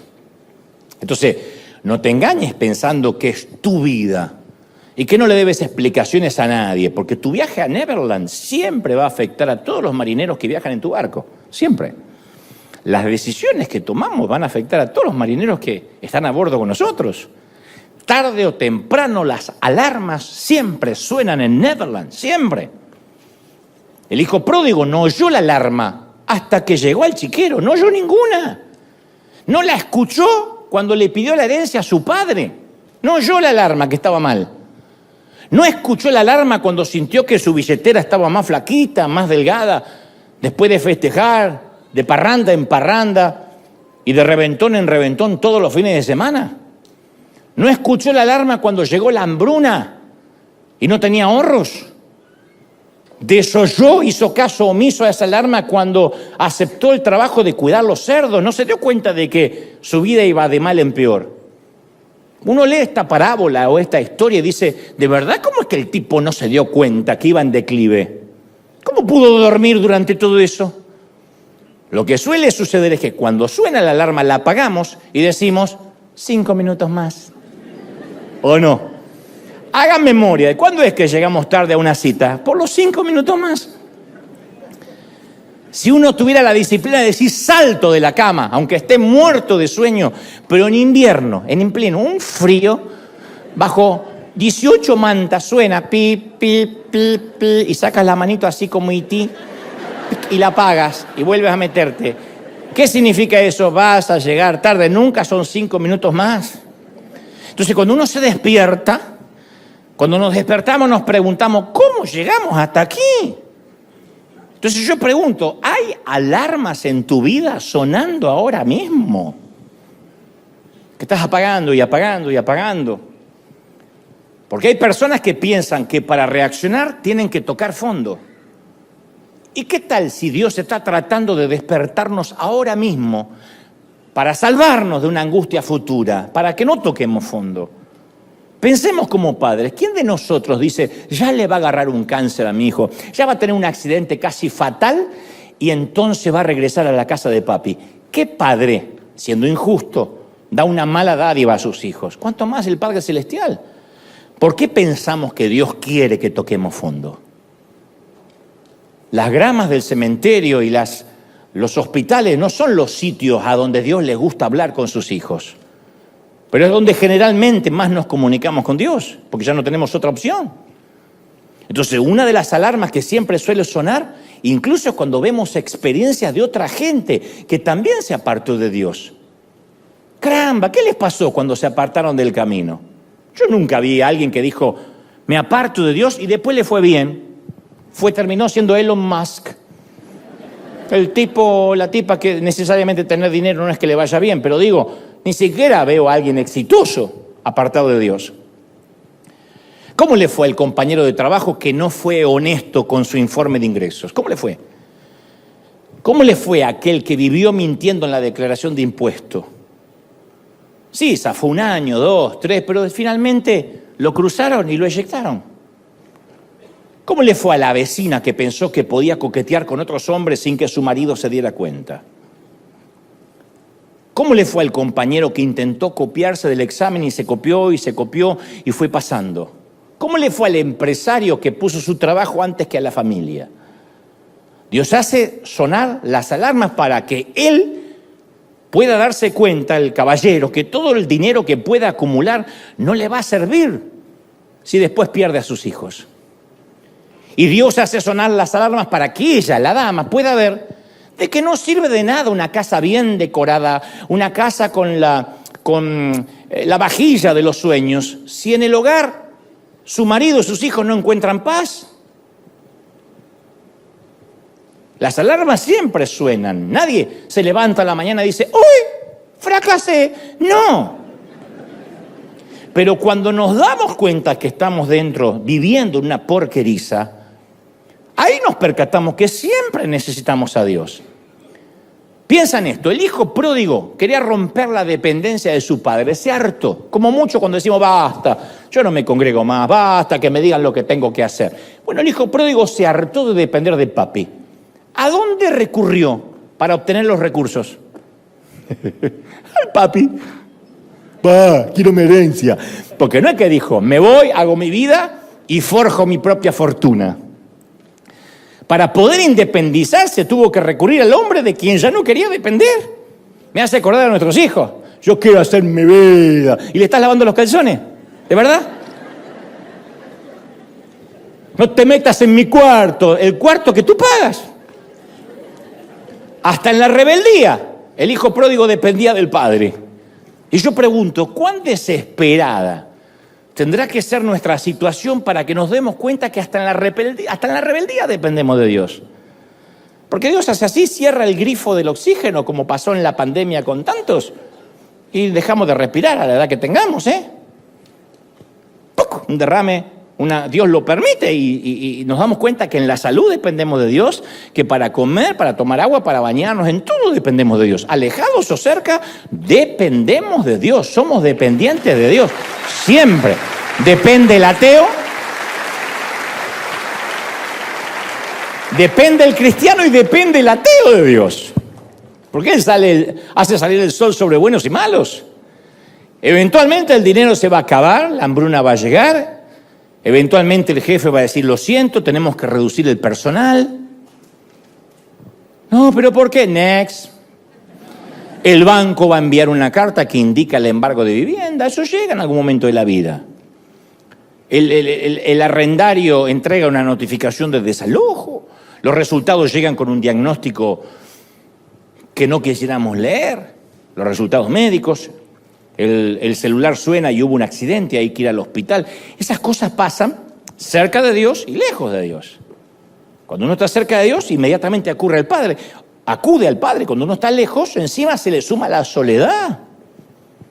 Mira, yo he ido a visitar la cárcel algunas veces, no mucho, pero he ido algunas veces, me han invitado a dar alguna que otra plática, alguna charla en Buenos Aires, aquí.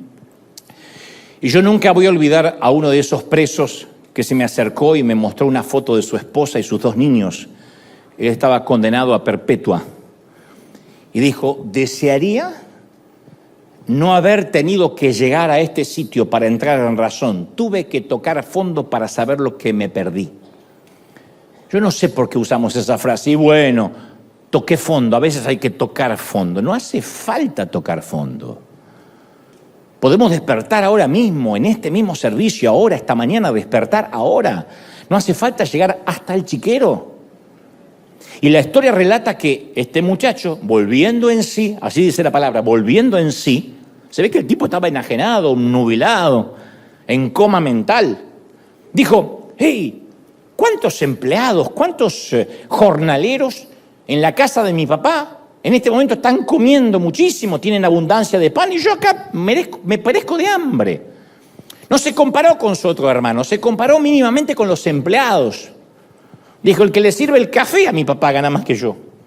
Así que yo me voy a levantar, voy a ir a mi padre y le voy a decir, Padre, pequé contra el cielo, pequé delante de ti, no soy digno de ser llamado tu hijo. Por favor, contrátame como uno de tus empleados. Quiero ser un empleado tuyo. Mándame a limpiar el gallinero, a arrear el ganado, lo que sea. No pretendo lo que perdí. Mínimamente un empleo. Cuando él llega a esta conclusión, no había nadie alrededor. Él y los puercos y los cerdos. Y esta es la conversación más difícil que todos alguna vez vamos a tener en la vida. No con el cerdo, sino a solas. Este tipo de honestidad es la más difícil. La persona más difícil con la cual ser honestos es con nosotros mismos. Somos nosotros a quien más nos mentimos. Usted dirá, no, le miento a los demás. No somos honestos con nosotros mismos. Rara vez uno es honesto consigo mismo. Porque nadie quiere decirse a sí mismo la verdad cruda.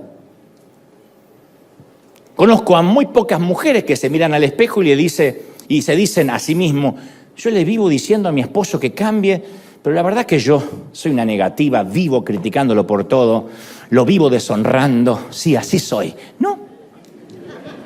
¡Yo!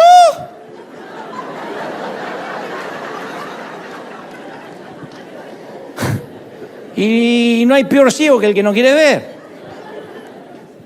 De lo que yo me voy a llevar de estos años de liderazgo en la iglesia es eso, que yo no sabía que existía hasta tener un trato periódicamente, frecuentemente con la gente, la ceguera emocional.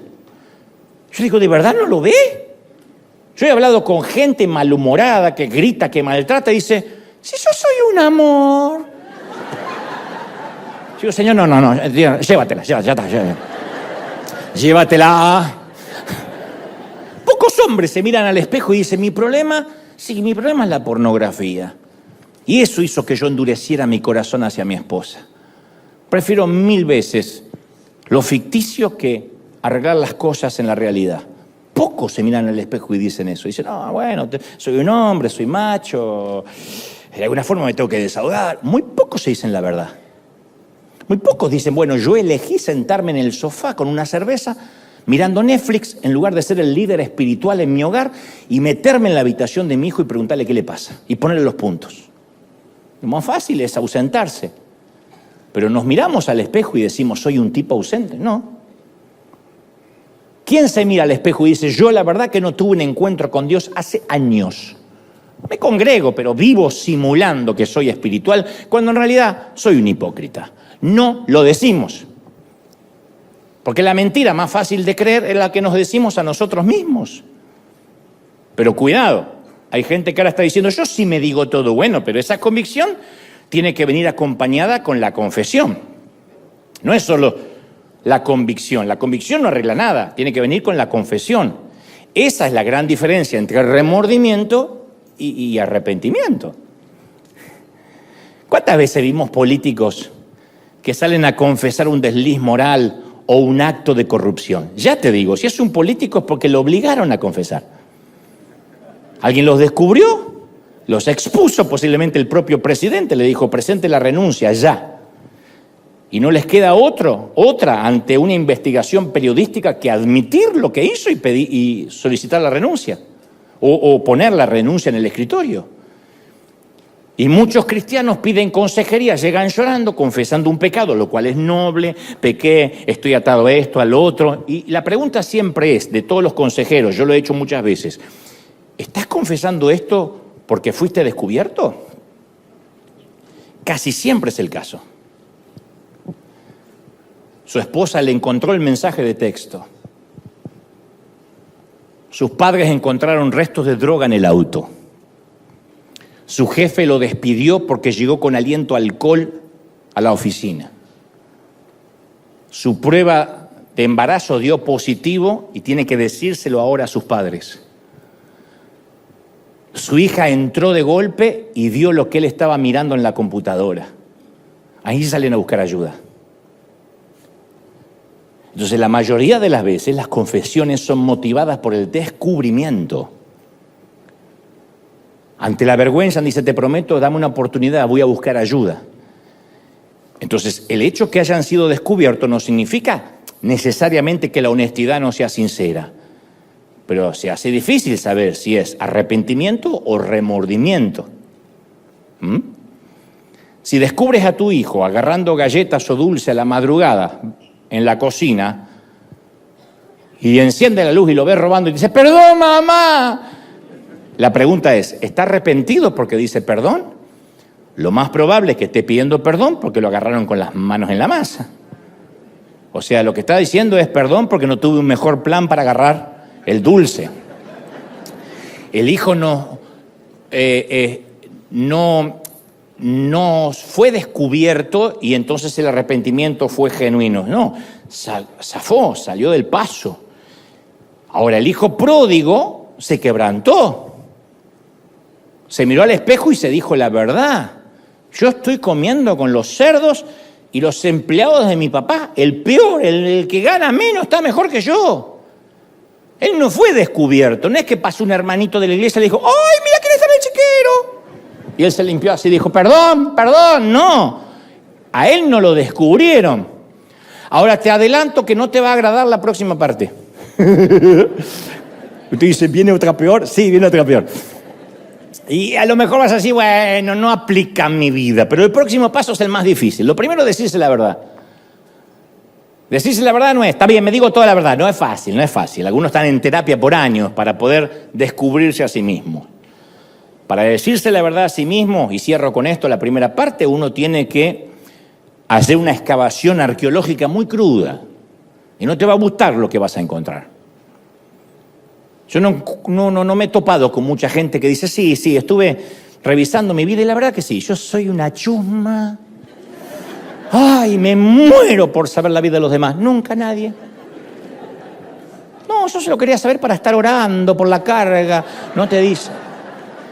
No me encontré con ningún cristiano que diga, la verdad, yo soy un envidioso. Me agarra una envidia que me carcome acá como una bilis. Yo soy envidioso. No te lo dice nadie. No tengo envidia, tengo celo por la obra de Dios.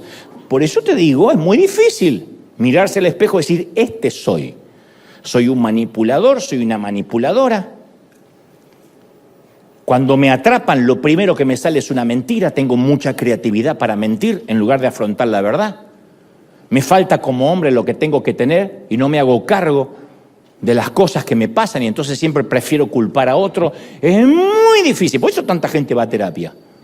Porque es más fácil mentirse a uno mismo. Y lo segundo, que no te va a gustar, ahora sí, y es el paso más difícil, es que hay que decirle la verdad descarnada a Dios. Después que uno se descubre, uno tiene que decírselo a Dios.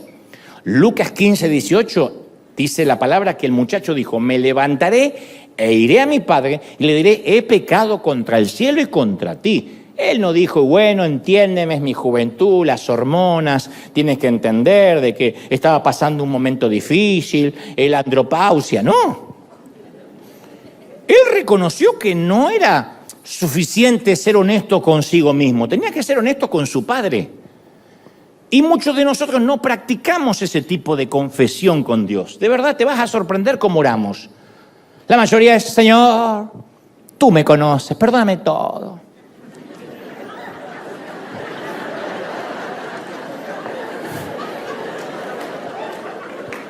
¿De verdad? ¿Cómo perdóname todo?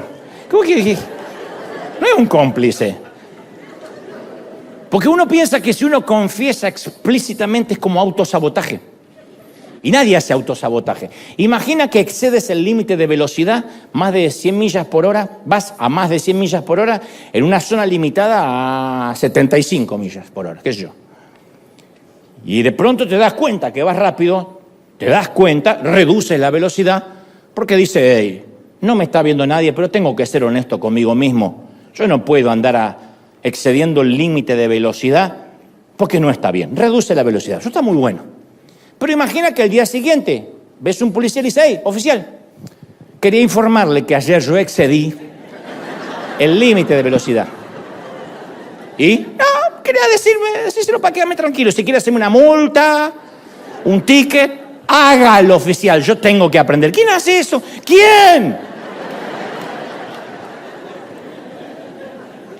Nadie confiesa voluntariamente que hizo trampa. Nadie. Por eso me da gracia cuando dice, les cobraron un penal que no iba y bueno. Cuando el penal es a favor, ¿quién va a reclamar? Es fútbol.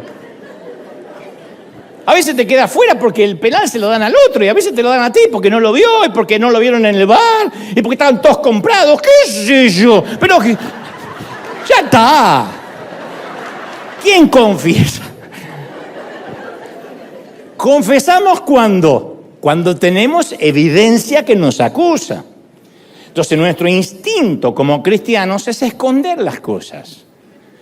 Y nos pasa a todos, incluso a los que estamos en el liderazgo. Hay mucha gente hay mucha gente que no, y hay gente que a mí me percibe como un hombre muy espiritual y a veces yo me he visto obligado a proyectar esa imagen, a seguir alimentando esa imagen, que no se desilusionara, porque siempre parece más fácil simular que toda nuestra vida está en orden, que no tenemos los problemas de los demás, que no tenemos nada demasiado grave con lo cual lidiar y por lo cual deberíamos arrepentirnos. Eso es lo que hacen la mayoría de los pastores.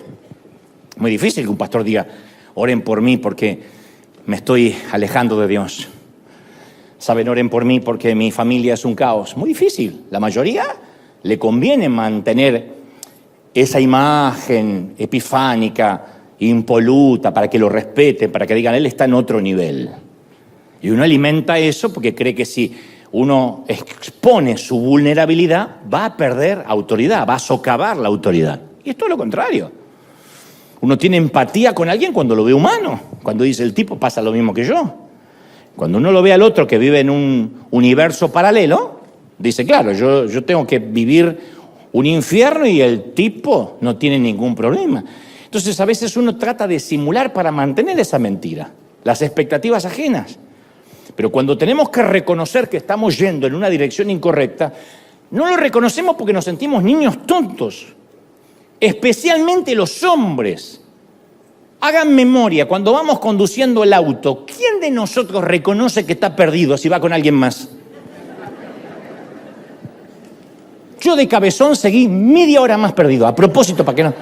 No era por acá. Sí, es un nuevo lugar. Porque los hombres tenemos, no sé, debe tener algo que ver con nuestra virilidad, no sé. No queremos reconocer, estoy perdido. ¿A dónde viste un hombre? Está bien, ahora la mayoría tienen GPS. Hagan memoria, ¿cuándo uno de ustedes vio un hombre bajar del auto a preguntar una dirección? Sí, no sabe dónde queda la calle Broadway. Tu abuela, doy vuelta, me voy hasta Tijuana, pues no pregunto. Las mujeres preguntan, los hombres nos da vergüenza preguntar. El fondo de la cosa es no queremos reconocer que estamos perdidos. Y otra de las razones por las cuales mucha gente decide quedarse en el corral de cerdos es por la negación de la realidad.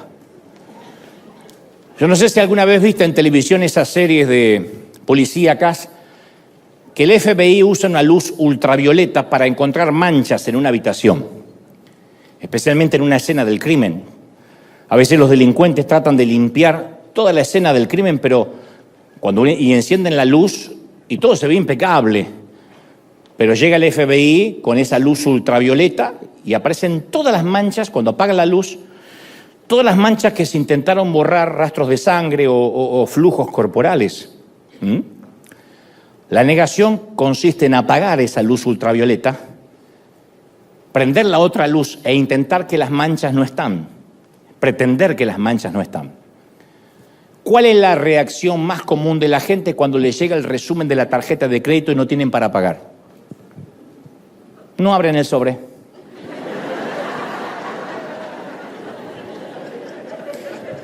Y si miran el resumen en línea, ¿y cuánto debes? No sé, no quiero ni mirar, ¿por qué me amargo? Pero cada día que pasa negándolo, aumenta el balance. No es que el banco dice, está bien, reponete, mijo, cuando estés bien, te vuelvo a mostrar. Va aumentando.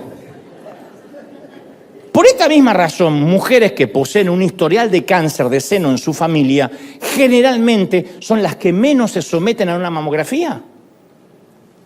Lo niegan.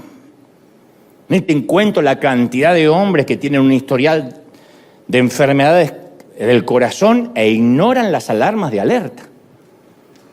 Mira, te agitas cuando caminas, no puedes subir ni una escalera. Tu papá murió del corazón, tu abuelo murió del corazón. No, pero lo mío es otra cosa. Lo mío es que me cayó mal el burrito. Se salvaron las popusas por única vez. Yo leí un estudio que decía que si a cualquier ejecutivo corrupto, un tipo que se corrompió, ¿no? Que se transformó, empezó siendo un ejecutivo y, por ejemplo, terminó siendo un narco, les hubieses dicho hace 10 años, ¿te animas a hacer negocios sucios para hacerte rico? Lo más probable es que te dijeran, jamás. Yo soy un tipo honesto, me ofende. ¿Pero por qué dirían eso hace 10 años y hoy no? Porque cuando se encuentran en el paso A, parece inconcebible saltar de golpe hasta el paso Z. El paso Z, por ejemplo, involucra una violación total de sus valores.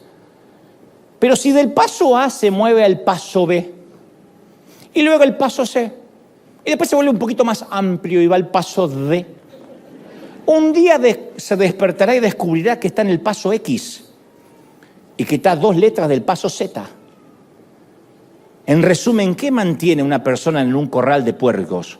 La negación, en no querer darse cuenta que todos los días, mientras que no hablas el sobre, aumentan los intereses. Todos los días estás corriéndote un casillero, una letra, hasta llegar al paso Z y se te va a terminar el abecedario.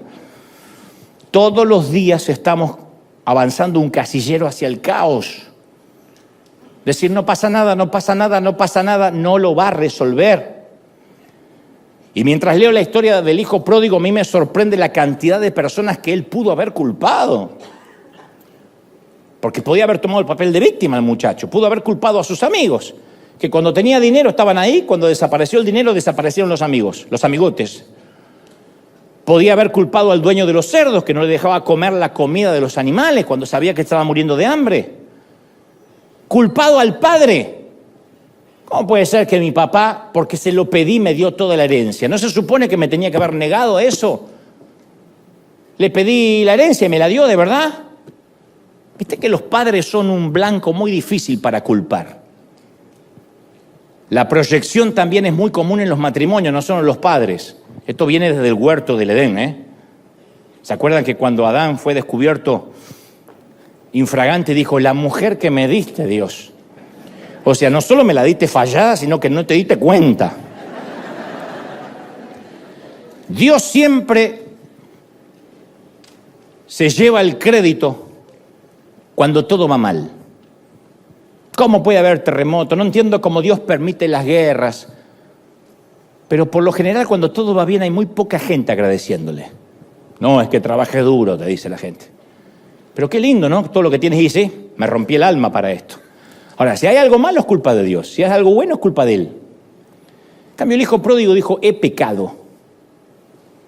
Hay una película maravillosa de una muchacha que sufre de bipolaridad, una película romántica, y tiene cierto grado de locura. Y en un momento de tensión, su novio o su pretendiente estalla y le dice, no te imaginas lo difícil que se me hace amarte. Y ella le dice, y no sabe lo difícil que es ser yo. Y creo que el hijo pródigo no culpó a nadie porque sabía lo difícil que era ser él. Él sabía lo difícil que era ser él mismo. Él no estaba culpando a nadie. Y luego inmediatamente desarrolla un plan de acción. Dijo, me levantaré e iré a ver a mi padre. La acción del hijo fue inmediata. No dijo, bueno, lo voy a pensar, porque esa es la procrastinación. Es un atajo que nos confina al corral. Si no haces ahora mismo algo mientras suena la alarma, te volverás a dormir. Si la apagas, tic, te volverás a dormir, no importa cuán arrepentido estés. ¿Nunca notaste los comerciales de ejercicios que aparecen en la tele donde siempre hay una modelo sobre la cinta sin una pizca de sudor y camina así, generalmente con un trasero, con un cuerpo, y camina así y dice, hola, cuando tú compres esta cinta bajarás? Y el tipo que levanta también, y levanta pesas, mira a cámara y dice, hazlo ya mismo y tendrás este queso de rallar, esta tabla de rallar queso aquí. Y nosotros miramos eso desde el sillón comiendo papa frita. Mañana me anoto en el gimnasio para lucir así. Y cuando vamos al gimnasio, nadie sonríe, todos gruñen, a todos les duele, todos sudan, los cuerpos no son como en la tele. Así que mejor posponemos el ejercicio porque no queremos dolores musculares. Posponemos ajustarnos económicamente porque no estamos dispuestos a renunciar al estilo de vida que hoy tenemos. Capaz que hay otras cosas más importantes que cortar. Yo sé que no tenemos que comer, pero cortar Netflix.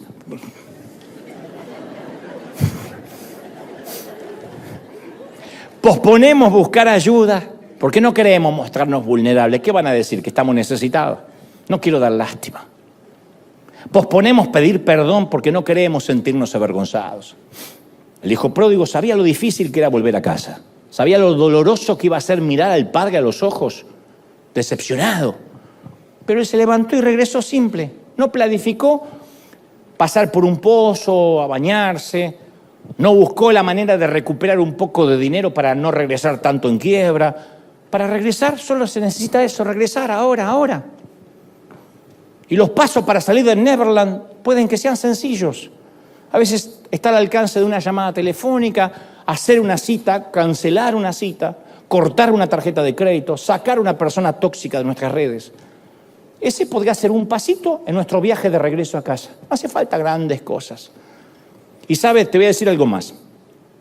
No importa cuánto tiempo hayamos establecido nuestro domicilio en Neverland, nunca es tarde para regresar, nunca. Yo sé que hay gente pensando, es que mis hijos están grandes, mi matrimonio ya está roto, Mi amigo está demasiado enojado. Mi reputación ya está demasiado dañada. Mi deuda es exorbitante. Mi adicción es demasiado fuerte. A veces la vida llega a un punto en que nos hace creer que llegamos demasiado lejos. Hay muchas piezas sueltas para juntar.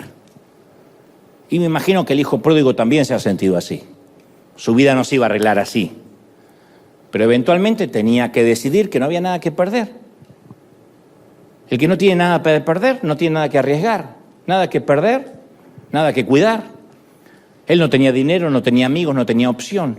Y a veces es necesario llegar a ese punto, porque es el mejor sitio para experimentar nuestro regreso a casa. A veces observamos nuestra vida y vemos que hicimos daños irreparables. Yo sé que acá hay gente, y yo también me incluyo, que hemos hecho daños irreparables. Y no hay tiempo, la vida no nos da, tenemos más pasado que futuro, ya no nos da la vida para arreglar todo. Porque decimos, el tiempo de actuar ya pasó, mis hijos no son más niños. Entonces decimos, bueno, es tarde. Y algunos de nosotros hemos intentado remendar con algunos parches, pero no salió bien. Actuamos con buenas intenciones, pero culminó en algo peor todavía. No pudimos enmendar. Intentamos reconciliarnos con alguna persona y terminamos a los insultos y dijimos cosas de las cuales nos arrepentimos. Decimos, pero ¿para qué llamé? ¿Para qué dialogué? Establecimos límites para distanciarnos de la tentación, pero volvimos a caer. Entonces nos levantamos diciendo, lo voy a hacer mejor, pero la caída después es peor. Y decimos, yo intenté todo y no lo logré. Es demasiado tarde. Entonces te voy a hacer algunas preguntas rápido. Cuando intentas enmendar tus errores, ¿lo haces a tu manera o a la manera de Dios? Cuando comienzas de nuevo, ¿es bajo los términos de Dios o bajo tus términos? ¿Lo hiciste por tus propias fuerzas o con la fuerza de Dios? Cuando dices quiero volver a Dios, ¿es motivado porque te descubrieron por la culpa o la vergüenza o por el arrepentimiento porque extrañas la relación con el Padre? Y ahora el hijo pródigo avanza lento por el sendero, huele a cerdo, así que hace que la gente lo evite porque no quiere que le tapen la nariz cuando lo vean. Y con los ojos pegados al piso dice el Señor que ensaya su discurso. Padre, he pecado contra el cielo y contra ti. No soy digno de ser llamado tu hijo. Repite las frases mientras considera si debería regresar a la porqueriza. Después de todo, recibió su parte de la herencia, la dilapidó. Durante este año que pasó, durante este año anterior, despertó en la cama con más resacas, jaquecas, mujeres y tatuajes más que un rockstar. ¿Cómo va a reaccionar su padre? Ya sé, quizá pueda ofrecerle devolverle en cuotas lo que gasté o pagárselo con trabajo. Está tan enfocado en su penitencia que no ve que el padre viene corriendo hacia él. Y el padre viene corriendo y abraza al muchacho mugriento como si fuera un veterano de guerra que regresa de estar en el frente. Y la historia la sabemos. Ordena a los sirvientes, dice, traigan el mejor vestido, el anillo, el calzado fino, porque ningún hijo mío puede verse como un sucio cuidador de pocilgas.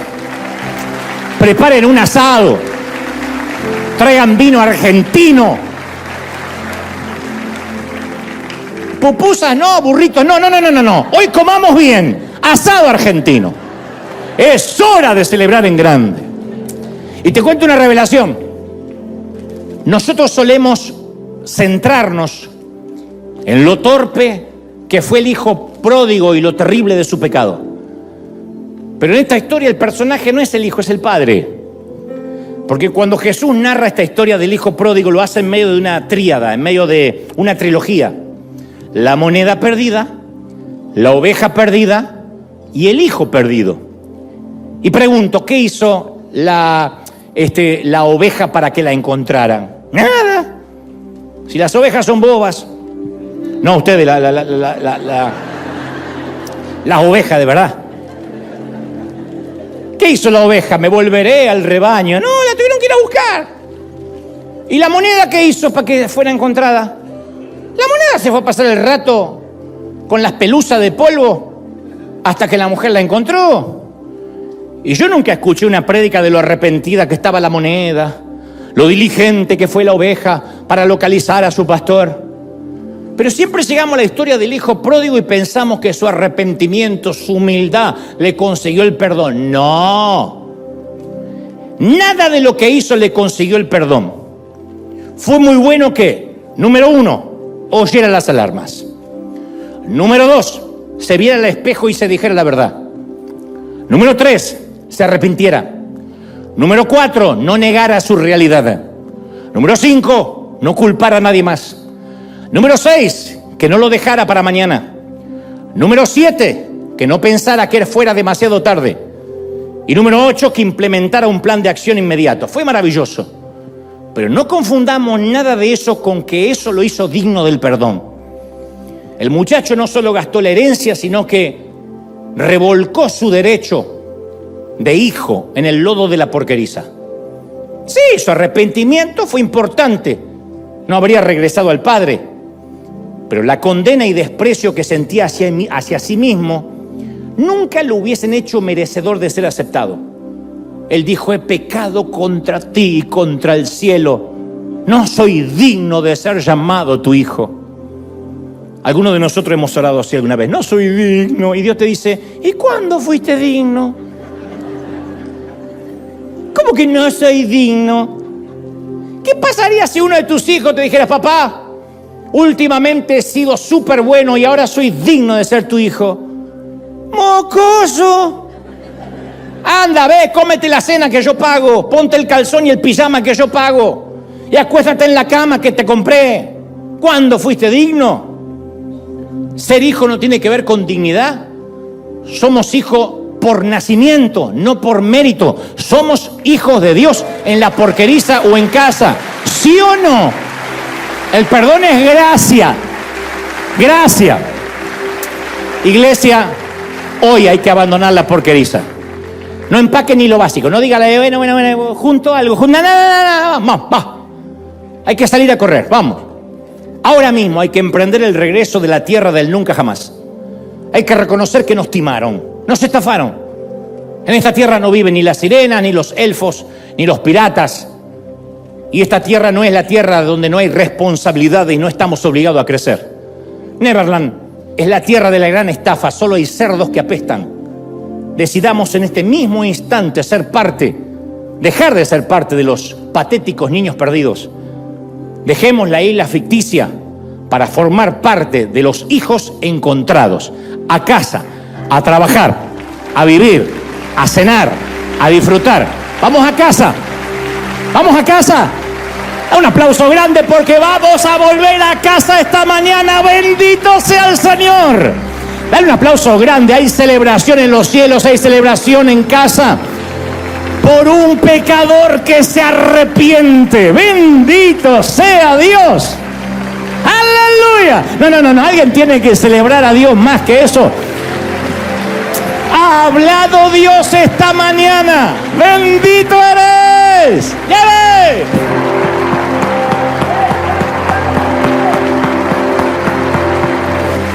¡Te exaltamos, Señor!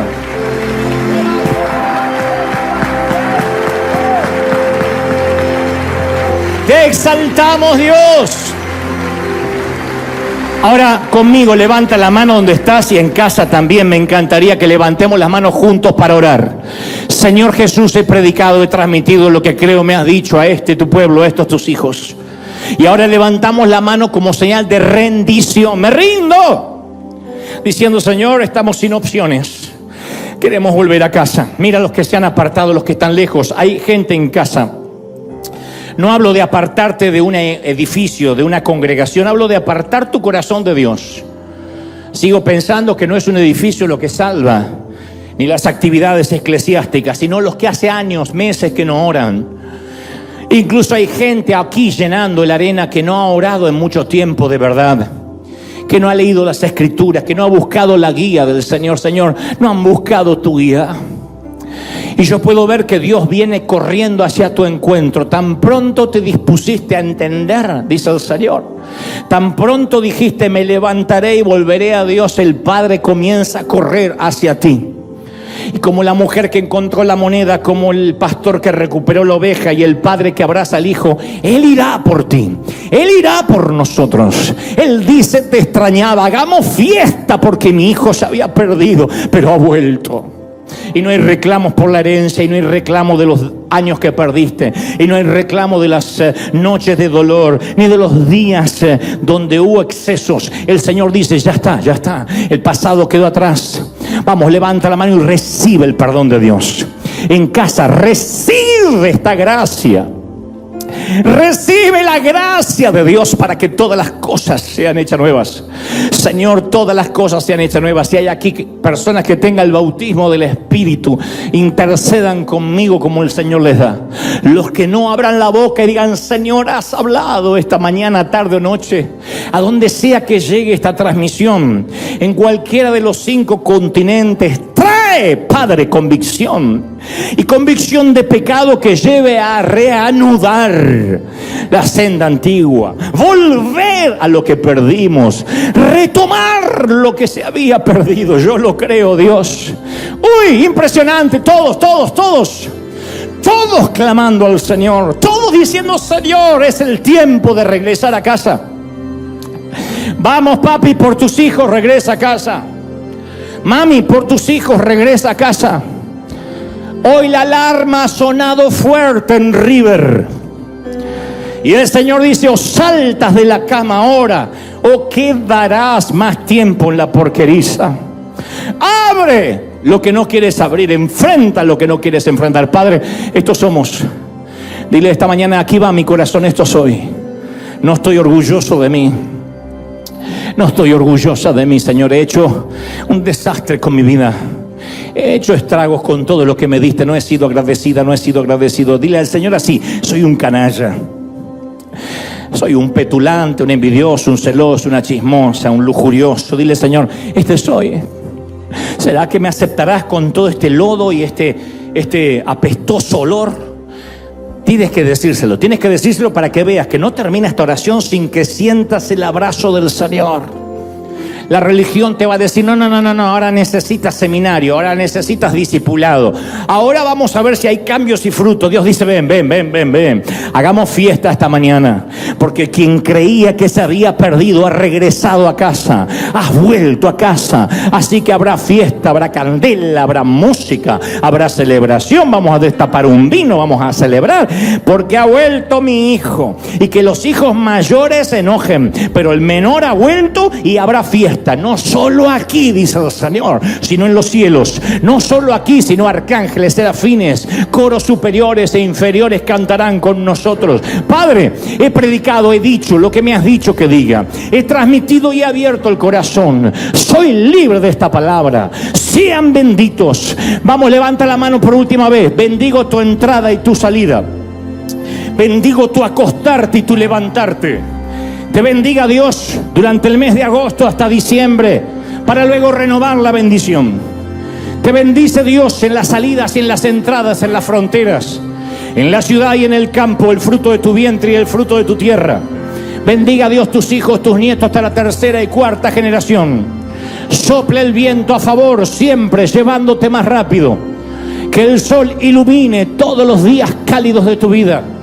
Que los infortunios, las tragedias pasen rápido y te dejen un aprendizaje. Y fundamentalmente seas mejor persona que la que entraste hace un par de horas atrás a este edificio. Mejor persona que la que eras cuando te conectaste a través del streaming. Mejor, pero no más perfecto, sino más dependiente de Dios. Más niña, más niño, más necesitado de Él. Corre al Padre y dile, Señor, comienzo una etapa nueva. Comienzo una vida nueva.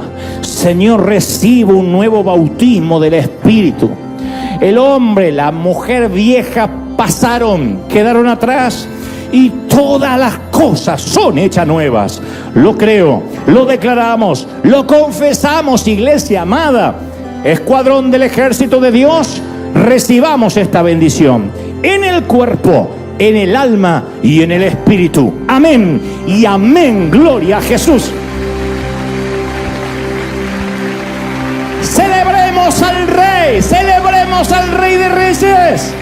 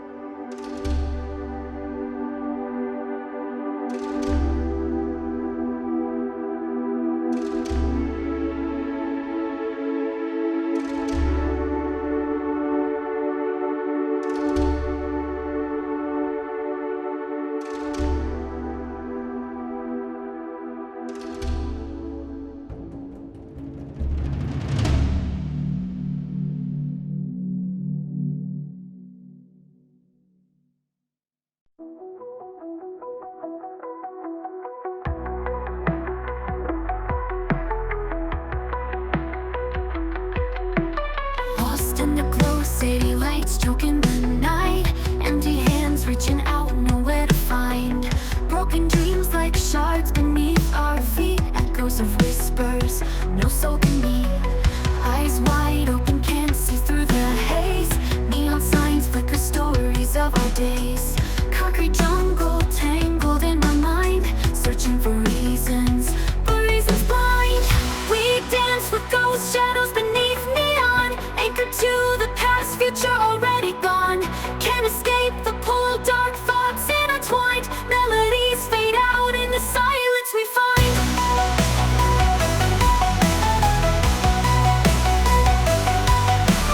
Rain falls hard, washing away our sins. Memory fragments, where do we begin? Lost connections, voices faintly call. Caught in the current, fearing the fall. Haunted beats pulse through shattered cries. Lonely hearts beat in unison lies. Sith scream louder, drowning out the pain. Female vocals high, whispers in the rain. We dance with ghost shadows beneath neon. Anchored to the past, future already gone. Can't escape the pull, dark thoughts intertwined. Melodies fade out in the silence we find.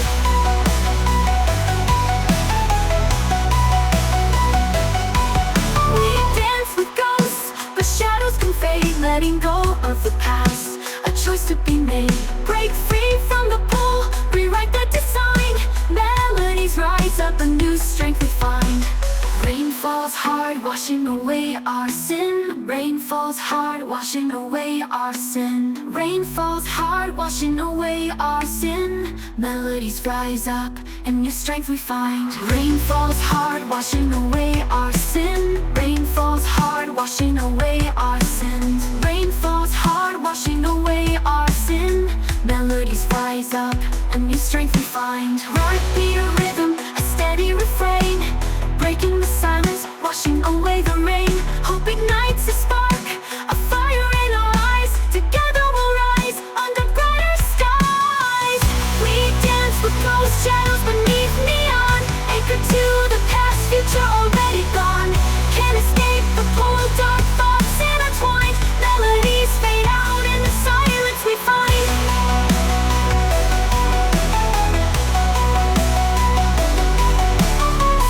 Paints the building streaks of gold, a chance to break free, a story untold.